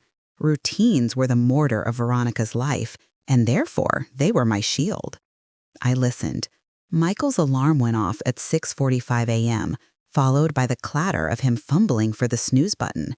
At 7 a.m., the familiar rush of water began. Michael's 20-minute morning shower, an immersive sensory experience designed, I suspected, to drown out the demands of his wife. I dressed quickly in quiet, non-rustling fabrics. The key was to move during the period between Veronica sequestering herself in her soundproof office, 7:05 a.m. for her first high-priority call, and Michael emerging, freshly groomed at 7:25 a.m. The time window was narrow, unforgiving. I padded down the stairs at 7:08 a.m. The kitchen was silent, bathed in the cool morning light filtering through the massive windows. Veronica's office door near the rear mudroom was tightly shut, a physical and psychological barrier. From inside, I could faintly hear the low, monotone murmur of her professional voice, already engaged in strategy. The sound of Michael's shower was a constant rushing roar, my auditory cover. I moved to the sink. I took out a clean, plush towel, feigning the need to dry a perpetually damp area near the expensive, under-counter composting system. My hands felt unnaturally large, clumsy, despite the deliberate slowness of my movements. I walked to the vast white quartz island, forcing myself to pause and take a deliberate, slightly shaky breath, embodying Eleanor, the overwhelmed. I leaned over the marble charging tray. The pen cylinder sat precisely where it had been left. Veronica was compulsively tidy. Nothing was ever out of place, which paradoxically aided me. The black USB flash drive, disguised as a sleek stylus, was nestled among the Mont Blanc pens, waiting patiently.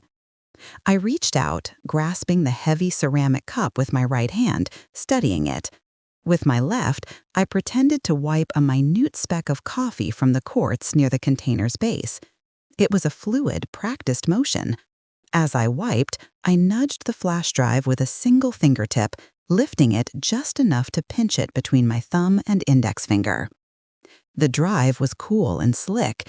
I slipped it immediately into the deep inner pocket of my cardigan, the one I had stitched closed earlier in the week, leaving just a small, discreet opening for the insertion. The pocket was near my heart, the cold metal a stark, thrilling contrast to the anxiety thrumming in my chest. I placed the pen cylinder back down, ensuring it settled exactly on the coffee stain I had already cleaned 2 days prior. I straightened, turning slowly, checking the empty hallway. My breath finally whooshed out, quiet and shaky. The retrieval had taken precisely 18 seconds. I retreated to the guest bedroom, closing the door and locking it with a soft, decisive click, a habit I had adopted after Arthur's passing, believing it offered a paltry measure of control. I sat on the edge of the large, unfamiliar bed. The device felt heavy in my pocket, an incendiary payload I now had to handle with exquisite care. My old, clunky laptop, the one Veronica dismissed as archaic and Michael believed was only used for online crosswords, sat on the mahogany desk. I rarely used it, ensuring its existence went largely unnoticed, a digital ghost in their hyper-connected smart home. I powered it up, enduring the agonizing slowness of its boot sequence. The whirring sound seemed amplified in the silent room. I extracted the USB drive. My hands were shaking uncontrollably now that the physical danger had passed, replaced by the imminent emotional confrontation. I inserted the drive into the only available port. The file structure appeared immediately. Veronica's professionalism had inadvertently simplified my task. The voice-activated recorder had created a single, clearly dated file, 08-2023.2347.mp3, last night's conversation. I opened the file. The volume on the laptop was set low, close to inaudible, requiring me to press my ear nearly against the speaker grill. The audio quality was astonishingly clear, capturing the faint echo of the cavernous kitchen and the sharp clink of Veronica's wine glass, followed by her voice. It was exactly as I had overheard it, but hearing it removed from the immediacy of the moment, played back through a detached electronic medium, was somehow far more brutal. Her voice was not raised in anger. It was smooth, measured, and devoid of heat, the voice of a CFO delivering quarterly results. I heard the discussion about Asset P, the timeline for liquidation, the reference to Arthur's insurance, and the necessity of keeping the residual claimant managed proactively. The tension ratcheted up when I heard her discussing Michael. No, Michael is fine. He's sympathetic, but ultimately he trusts my financial judgment completely. He thinks this is all about protecting his mother from herself.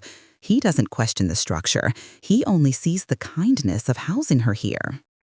A profound wave of nausea washed over me. This was the key to Michael's silence, not malicious intent, but calculated, willful blindness orchestrated by his wife. He believed he was protecting me from administrative complexity, when in reality, he was protecting her from scrutiny. Then came the final, crushing summation, the cold calculus that stripped away every last vestige of my identity and worth. Veronica's voice dropped, becoming a low, absolute murmur, the sound of unadulterated truth spoken into the void. The bottom line, Brian, is that we have the signed documentation. She is utterly reliant on us.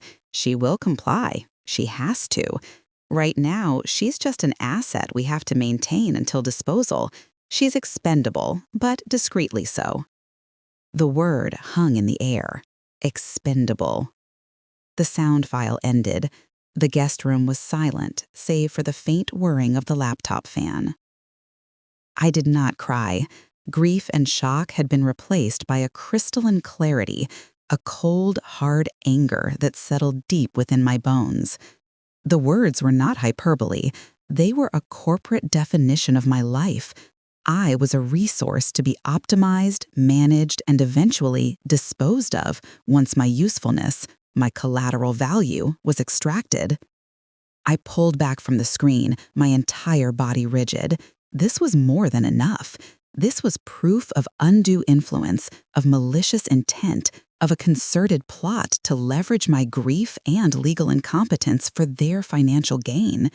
This recording was the fracture point in the fortress of deceit Veronica had built.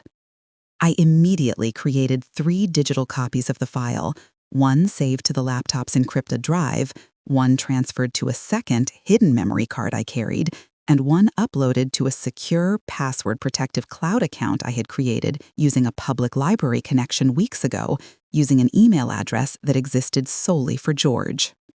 I carefully ejected the USB drive. It was too risky to keep it in my possession for long. I needed to hand the original over to George immediately. I spent the next hour performing meticulous damage control. I deleted the file from the desktop trash bin, cleared the download history, and carefully wiped the small residual log entries created by the file transfer. I then placed the laptop back on the desk, ensuring it looked exactly as it had before. I hid the original USB drive inside an empty tube of expensive organic lip balm, a product Veronica would never use, but one she would also never throw away, viewing it as a minor asset of the household.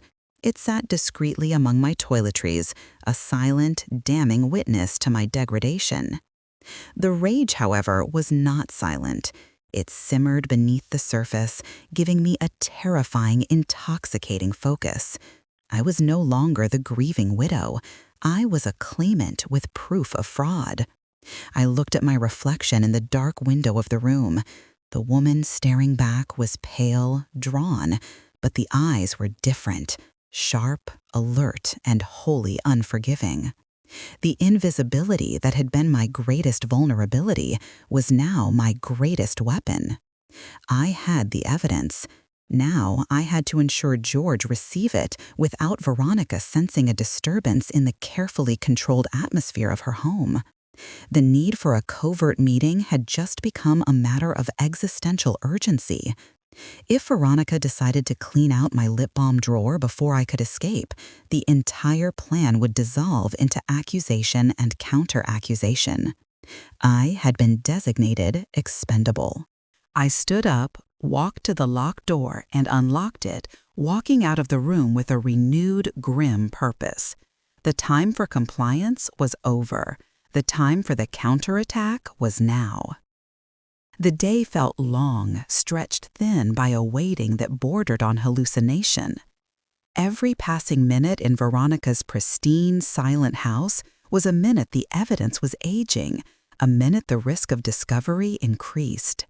I needed Michael alone, desperately, before the weight of the secret crushed me, or before Veronica noticed the nearly imperceptible disturbance in the atmosphere. I finally caught him at 6:30 p.m. Veronica had sent a brisk text message declaring an impromptu essential industry strategy session that would keep her occupied until late. The house, suddenly emptied of her calculating presence, felt vast and strangely vulnerable. Michael arrived looking drained, his suit jacket slung over his shoulder. He moved with the weary resignation of a man whose primary relationship was his job and his wife's agenda, not his own life. "Mom, you still up?" he asked, noticing me standing rigidly near the entrance to the living room. His voice held a familiar, gentle exhaustion, the tone he reserved for dealing with me, the high-maintenance dependent. "Michael, I need to speak to you, now, please," I said.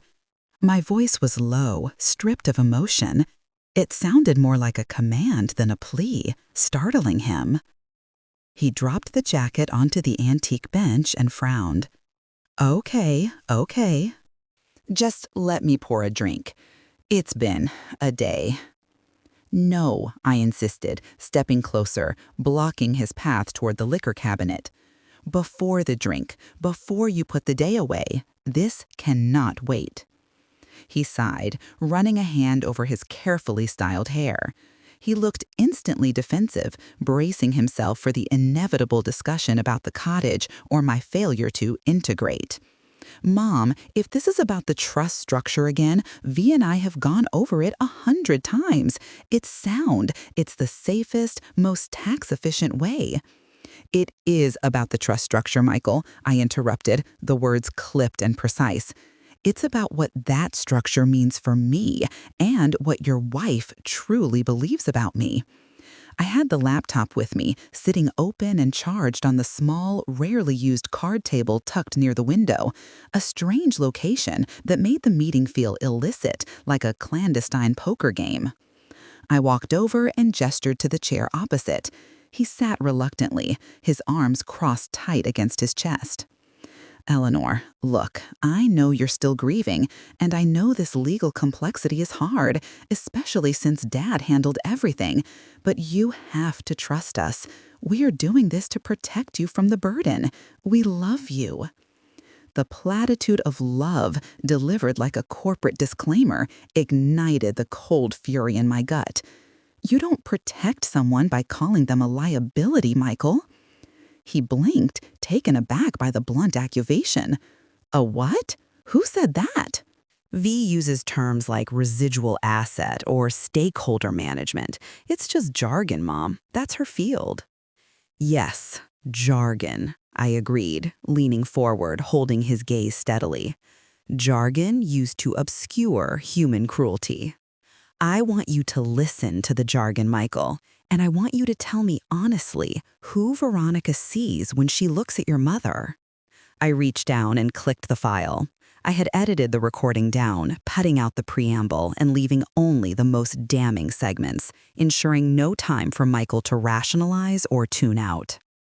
The speaker, small but surprisingly powerful, filled the quiet living room with the unmistakable, clear sound of Veronica's voice. No, Michael is fine. He's sympathetic, but ultimately he trusts my financial judgment completely. He thinks this is all about protecting his mother from herself. He doesn't question the structure. He only sees the kindness of housing her here. Michael's face immediately flushed. He started to protest, his arms dropping to the table. "That's private business, Mom. You shouldn't be recording." "Be quiet, Michael," I ordered. My voice was soft, but the command was absolute. I had never spoken to him that way in his 40 years. It silenced him instantly. He stared at the glowing laptop screen, horrified. The recording continued, Veronica discussing the insurance payout and the need for proactive management of the residual claimant until liquidation could proceed. Michael's expression twisted into one of deep discomfort. He looked sick, recognizing the language, but desperately trying to filter it back into the acceptable realm of efficiency. "Okay, that's insensitive," he mumbled, wiping his brow. "I'll admit she should use less aggressive language, but she's just discussing the timeline for the sale of the cottage, Mom. She just makes it sound like a merger. That's just her mindset." Listen to her definition of your kindness, Michael. You are providing housing. You are not providing a home or protection or love. You are providing shelter as part of a strategy. I paused the recording briefly, watching the deep furrow forming between his eyebrows. He was resisting, throwing up emotional barricades, terrified of what the truth would do to the carefully managed equilibrium of his life. "Michael, you have spent months convincing yourself that your wife is just highly organized and dedicated to my financial safety. You have chosen to believe that her coldness is merely professionalism. But that requires you to ignore the part of her strategy that involves rendering your mother helpless. I need you to understand that she planned this reliance. She manufactured my legal incompetence." He shook his head violently. "No, that's paranoid. V wouldn't. She loves me. She's built a life with me. She wouldn't knowingly harm you." "Then listen to the final summary, Michael. The one that defines my entire existence to her. The one that strips away every last shred of human dignity and makes me nothing more than a temporary inconvenience." I clicked play on the last short segment. The sound of a wine glass clinking, followed by the low, absolute murmur of Veronica's voice, the sound of unadulterated truth spoken into the professional void. "The bottom line, Brian, is that we have the signed documentation. She is utterly reliant on us. She will comply. She has to. Right now, she's just an asset we have to maintain until disposal. She's expendable, but discreetly so." The word hung in the air. Expendable. The silence that followed was immense, heavy enough to crack the glass of the window. Michael didn't move. His jaw slackened, and the color drained completely from his face, leaving behind a terrifying, sickly gray. He wasn't just uncomfortable now. He looked as if he had suffered a sudden, irreversible physical trauma. "Play that again," he whispered, the sound barely audible. I reached out and clicked the rewind button, then play. The same devastating sentence repeated, cold, final, absolute. "She's expendable, but discreetly so." When the recording stopped, Michael didn't speak. He reached out blindly, knocking over the small stack of magazines on the table. He was breathing in shallow, rapid gasps. "No," he choked out, finally finding his voice. That's not what she meant. That's a terrible word choice. She must have been drinking. She was stressed." I leaned back, giving him space, but offering no comfort. "Michael, listen to the tone. That is not the language of stress or poor word choice. That is the language of definition. That is the truth she holds when she smiles at me over dinner. I am disposable inventory, a resource to be depleted." Tears welled in Michael's eyes, not tears of sympathy for me, but tears of shattered self-perception. He had built his entire adult world on the foundation of Veronica's competence, believing her ruthlessness was always directed outward, at competitors, never inward at his own family. I didn't know," he pleaded, looking at me with a desperate, wounded confusion. "I thought she was just being careful. I thought she was protecting us from legal exposure. I thought she was protecting you. And that's exactly what she wanted you to think. She managed your sympathy, Michael. She leveraged your guilt over your father's death and your trust in her expertise.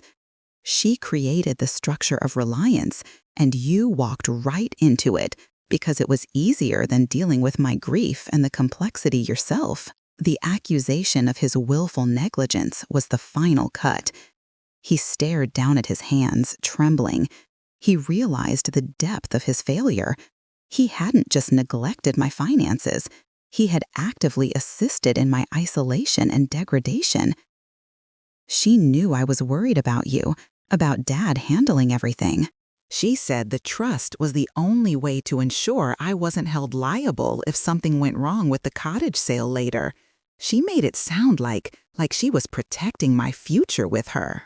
"She was protecting her future with your assets," I corrected him softly. "She used your love for me and your fear of financial incompetence to make you complicit. She needed you silent, Michael, and you were." Michael slowly stood up, pushing the chair back so hard it scraped against the polished wood floor. He paced 3 short steps, then turned back, his face a mask of profound, sickening realization. The shock was giving way to a white-hot, corrosive rage. "We have to talk to her," he declared, his voice high and unstable. "We have to clarify.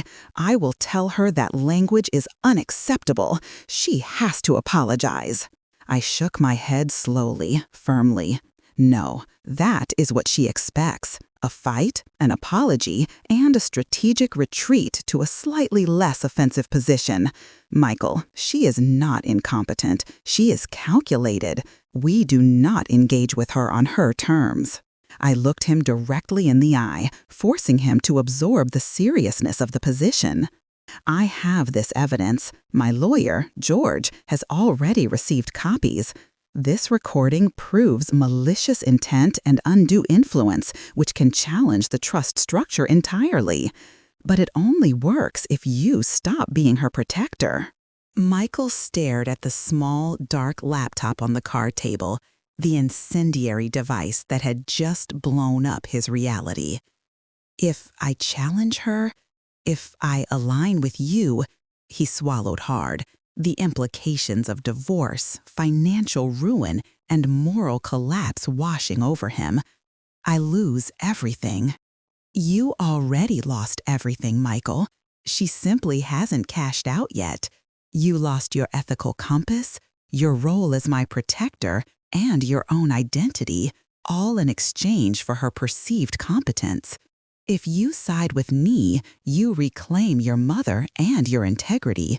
If you side with her, you confirm that you also believe I am expendable."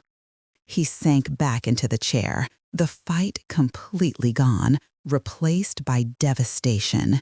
He covered his face with his hands, muffling a raw, deep groan of agony.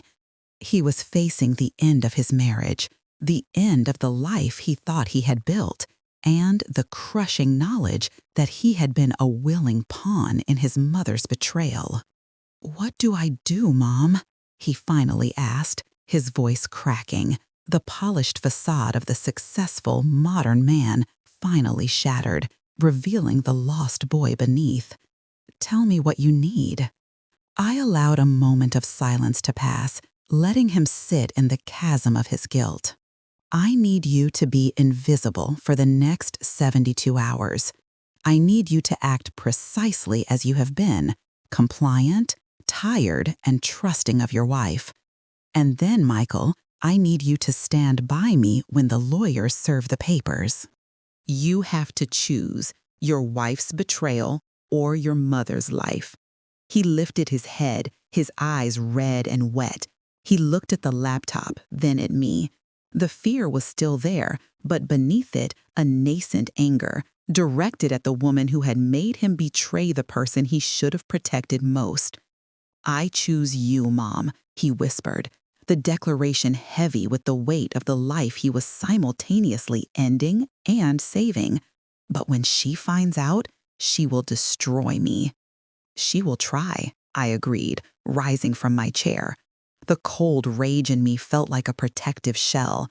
"But she underestimated both of us, Michael. And now we have the truth, and truth, unlike her, is not expendable." The weight of the impending collision settled on Michael like a second suit jacket, heavier and far more constricting than the tailored wool. For the 72 hours following the confrontation, he had been a ghost in his own house, moving with the glazed-over look of a man navigating a disaster zone. He followed my instructions flawlessly, maintained a weary silence, offered Veronica brief, neutral acknowledgments, and allowed her to assume he was simply reeling from the usual pressures of life, unaware that the core foundation of that life was set to detonate. I, conversely, felt strangely buoyant. The fear had receded, replaced by the cool clarity of purpose. I was no longer the grieving widow. I was the wronged party preparing for battle. My lawyer, George, a man whose quiet competence masked an iron spine, had scheduled the meeting at his downtown office, neutral territory for what he delicately termed the trust restructuring discussion. Michael drove us. The silence in the luxury sedan was profound. "Are you ready?" I asked him as we waited at a red light, watching the city bustle around us, a world Veronica believed she owned. Michael exhaled slowly, the sound rattling in his chest. "No, I feel sick, like I'm betraying the last 5 years of my life. But I know which life I have to save, Mom." He squeezed the steering wheel. "Just when she starts attacking, please remember what she's capable of. She won't stop at the money. She'll try to hurt us both, publicly." "I know," I assured him. "She fights dirty because she has no other mechanism. She has only ever managed expectations, Michael. Today, we show her that some things defy management." We were led into George's spacious conference room. It was sterile, quiet, and perfectly suited for the final, excruciating conversation. George, seated at the head of the polished table, was flanked by an associate diligently recording notes. Veronica arrived precisely 3 minutes late, a power move designed to establish dominance. She swept into the room, impeccably dressed in a severe slate-gray suit, carrying a slim leather portfolio. Her smile, aimed first at George, a professional courtesy, and then, chillingly, at Michael, was a masterwork of controlled confidence. She didn't spare me a direct glance, treating me instead as an uncomfortable piece of furniture that required professional handling. "George, Eleanor, Michael," she acknowledged, her voice brisk. "Thank you for accommodating this. Honestly, I'm not sure what there is to discuss beyond the efficient management of the remaining assets, but Michael seemed stressed, and I always prioritize open communication." She sat down opposite me, crossing her legs with a faint whisper of expensive fabric. She opened her portfolio and arranged a few blank note cards neatly before her. She was ready to dictate terms.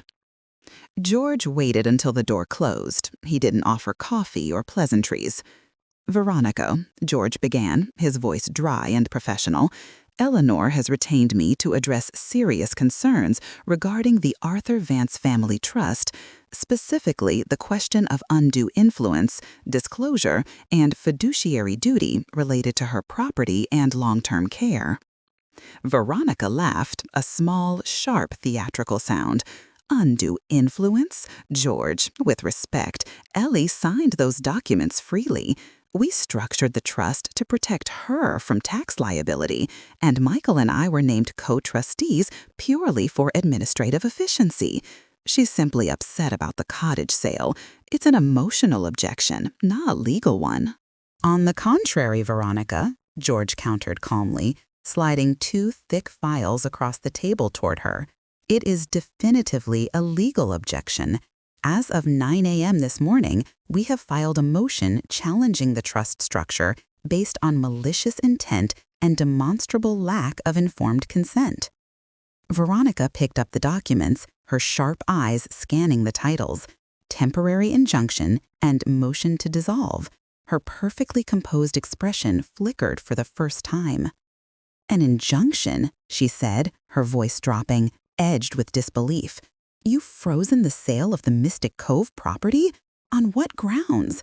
This is a blatant misuse of court resources, George. We had signed agreements. We have evidence, Veronica, that those agreements were obtained under duress and willful deception, George stated, leaning forward slightly. Evidence that clearly demonstrates Eleanor was viewed not as a beneficiary to be protected, but as an obstacle to be managed, and ultimately, an asset to be liquidated for your benefit. Veronica's gaze finally locked onto me, a flash of pure, cold hatred. She understood immediately that Michael had talked, or worse, that I had been gathering proof. Eleanor, this is absurd, she hissed, abandoning the professional veneer. You're ruining everything because you're emotionally fragile. You think I'm trying to steal from you? Michael, tell your mother this is ridiculous. Michael flinched violently at the sound of her voice, but he remained seated, his face pale and set. I know what you're trying to do, V, Michael said, his voice quiet but firm. I know what you planned. Planned what? Protecting us? Setting up our retirement?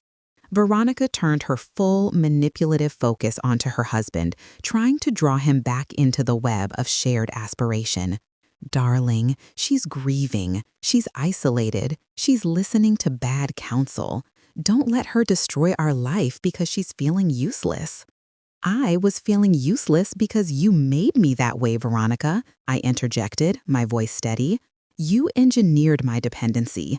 You took advantage of my grief and Arthur's trust to make me legally inert. And you think the court will believe that, Eleanor? Veronica sneered, throwing the injunction papers back onto the table. You have no proof. My accounts are spotless. Your son and I were acting in your best interest. Were you? I asked. I reached down and pulled the small digital recorder from my purse, placing it gently on the table between us. It looked impossibly small, yet felt like a loaded weapon. Veronica's eyes narrowed instantly, recognizing the danger. What is that? She demanded. It's the evidence of your best interest, I said simply. I pressed play. The silence of the room was shattered by the familiar, unmistakable sound of Veronica's voice, clear and cold, talking to her lawyer on the phone, detailing her strategy. He thinks this is all about protecting his mother from herself. He doesn't question the structure. Right now, she's just an asset we have to maintain until disposal. She's expendable, but discreetly so. The word expendable echoed in the high-ceilinged room. The transformation in Veronica was immediate and terrifying. Her carefully constructed facade didn't just crack, it disintegrated. The shock of being caught, the fundamental horror that her secret reality had been recorded and exposed, stripped away the professional polish and revealed the raw, calculated malice beneath. Her color rose violently and her hands clenched into fists, white-knuckled on the table. You bitch, she spat, ignoring George completely and focusing her blistering fury entirely on me. You set a trap? You recorded me in my own home? I recorded the truth, Veronica, I corrected her, a truth you were careful to conceal from your husband. Veronica spun on Michael, the betrayal in her eyes more lethal than anything she had aimed at me. You knew, you sat there, you played along, and you let her do this? She screamed. Her voice was loud enough to carry through the thick office door. After everything I've done for you, after I cleaned up your pathetic finances and built your reputation? Michael finally broke, not retreating, but defending. You weren't building my reputation, V. You were controlling my assets. You didn't see my mother. You saw a debt to be optimized. I heard you. You called her expendable. She is expendable. Look at her, Veronica shrieked, gesturing toward me with contemptuous disgust. She's a dependent, crying over a tacky cottage, clinging to the past, and bleeding our future dry. She can't manage her own life. I was taking responsibility for the inevitable. What do you think happens to widows who don't have a competent safety net? They become liabilities. I was protecting us from becoming her poor housekeepers. Her honesty, when finally unleashed, was a toxic wave, revealing the full depth of her disdain for anyone she deemed weak or unprofitable. George intervened smoothly, cutting through the emotional chaos. Veronica, your recorded statements clearly establish malicious intent regarding your fiduciary duty to the primary beneficiary, Eleanor. This evidence, combined with the documentation proving you misrepresented the trust's purpose to both parties, gives us ample standing to dissolve the trust and seek financial restitution for damages. Veronica ignored the lawyer, her attention glued to Michael, who was now staring at her with profound, sickening horror. He had never seen this raw, venomous side of his wife.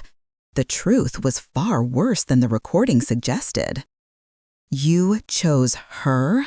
Veronica whispered, the shift in tone dangerously low and controlled, more frightening than the scream. You chose the grieving, needy burden over the woman who made you successful? You realize what happens now, Michael? I control the equity in our shared home. I know every vulnerability in your firm's regulatory compliance. If you pursue this, I will make sure your career is flattened. I will make sure you walk out of this marriage with nothing but your mother's liability wrapped around your neck. She was playing her last, most vicious card, professional and financial ruin. I watched Michael. This was his true test. He looked at the woman he had pledged his life to, the architect of his carefully constructed world, and saw only a predator. He took a slow, deep breath, stabilizing himself against the threat. You won't have the chance, V. George has already served you with papers regarding the division of marital assets.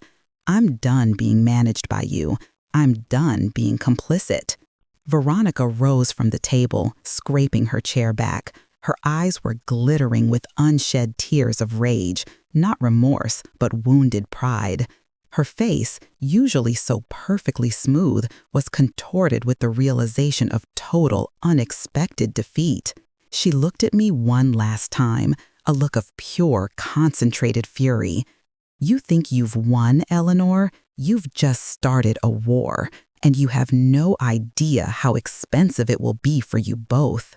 She snatched her portfolio, not even bothering to gather the discarded documents, and stormed out of the conference room, the sound of her expensive heels clicking rapidly down the hall until the outer door slammed shut. The silence that returned was deep, but this time it was the quiet of a field after a thunderstorm, cleansed and strangely peaceful. Michael slumped back in his seat, utterly spent. He put his head in his hands, shaking slightly. She meant it. She'll ruin me. She'll try, George said, pushing the injunction papers back toward me. But we have the evidence, Michael. We have the moral high ground, and more importantly, we now have the legal standing to counter her every move. She just walked out on a formal meeting, demonstrating her refusal to negotiate and confirming her aggressive intent. That helps us. I reached across the table and placed my hand on Michael's arm. You did the right thing, Michael. You stood up. You didn't let her leverage your future again. He lifted his head, his eyes still red and raw, but there was a flicker of something new, relief. The relief of having finally, irreversibly, chosen integrity over comfort. What now, George? I asked, turning to my attorney, ready to focus on the future. Now, Eleanor, we proceed with the dissolution of the trust and we protect your asset. The sale is frozen. Veronica is locked out. We have secured your liberation. I looked down at the tiny recorder, the instrument of my freedom. The cottage, my home, was safe. The financial threat was neutralized. But more than the legal victory, I felt the internal shift. I was no longer an obstacle or an asset. I was Eleanor. And I had chosen my own path out of the darkness. My worth was determined by me alone, and it was unequivocally far from expendable. The months that followed the explosive conference room meeting were not peaceful, but they were punctuated by moments of profound clarity. The legal process, while successful, was a grinding reality check on the cost of true independence. Veronica, true to her threat, fought the dissolution of the trust with the ruthlessness of a cornered predator, but George had been prepared. The recording, the 3 cruel words echoing the engineered scarcity of my life, was the irrefutable evidence. The court ultimately sided with us, not just dissolving the Arthur Vance family trust on grounds of undue influence and misrepresentation of fiduciary duties, but allowing us to petition for compensation for the months of emotional distress and financial control. The sale of the Mystic Cove cottage was permanently halted. Michael, simultaneously navigating his professional life and the brutal televised dismantling of his marriage, was fragile. Veronica had made good on her promise to cause maximum damage. While Michael's firm weathered the regulatory scrutiny George had helped anticipate, the personal cost was devastating. He had lost his wife, his stability, and a terrifying amount of shared equity. One crisp October afternoon, with the legal finalization papers spread across the dining table, a table I would soon vacate, Michael and I finally discussed the inevitable next step. "We did it, Mom," he said, pushing the signed court order toward me. His voice was flat, exhausted. "You are completely free. She can't touch you or the cottage." "We did," I agreed, carefully folding the documents.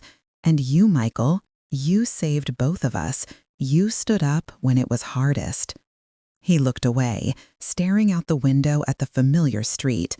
It feels like winning a war only to realize your home was burnt down in the process. He turned back, suddenly energized by an idea he had clearly been nurturing. "Now that the cottage is protected, you can move locally. I saw a beautiful new senior residence near the park. It's full service, Mom. You'd be 5 minutes away.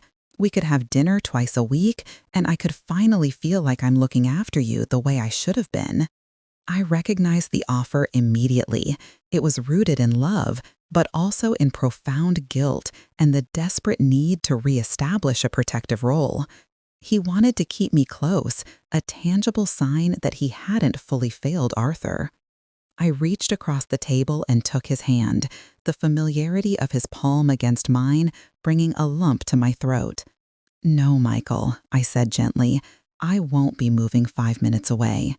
He stared at me, dumbfounded. "What? Where would you go?" "Mom, after all this, you need stability and proximity. You need us." "I need me," I clarified. "I spent the last 30 years orbiting Arthur and the last 6 months fighting to escape your orbit and Veronica's control. I love you, Michael, but proximity won't heal the residue of dependency that led us here. If I stay nearby, I'll become the source of your guilt and the excuse for your anxiety." I pulled a brochure from my bag and slid it toward him. It featured a bright, modern low-rise building in coastal Rhode Island, miles from the professional pressure cooker of the city.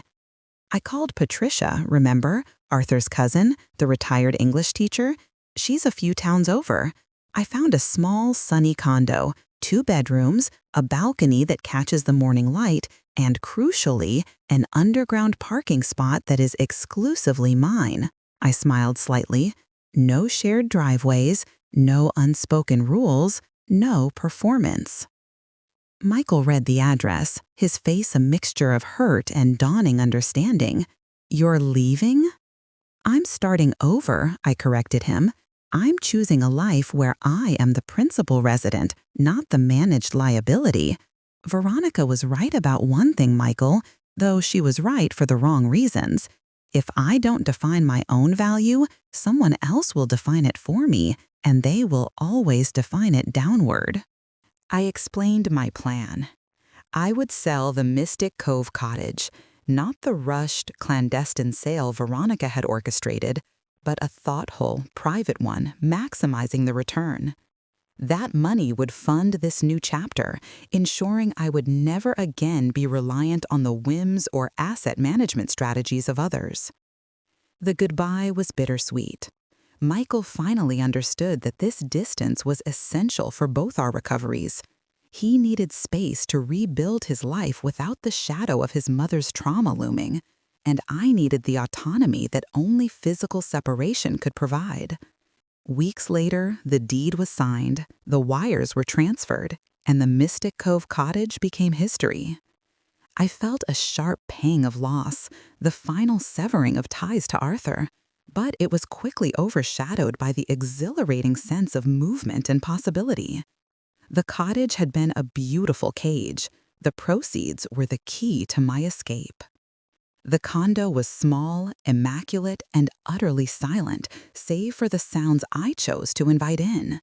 There was no hum of Veronica's smart home system, no tapping of her designer nails on a laptop, no anxious, quiet footsteps. It smelled of fresh paint and new beginnings.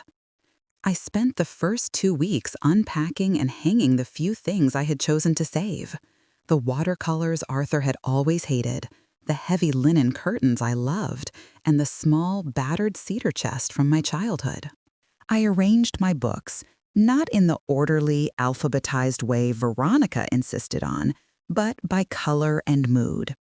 On the day the last box was broken down and recycled, I stood in the middle of my living room.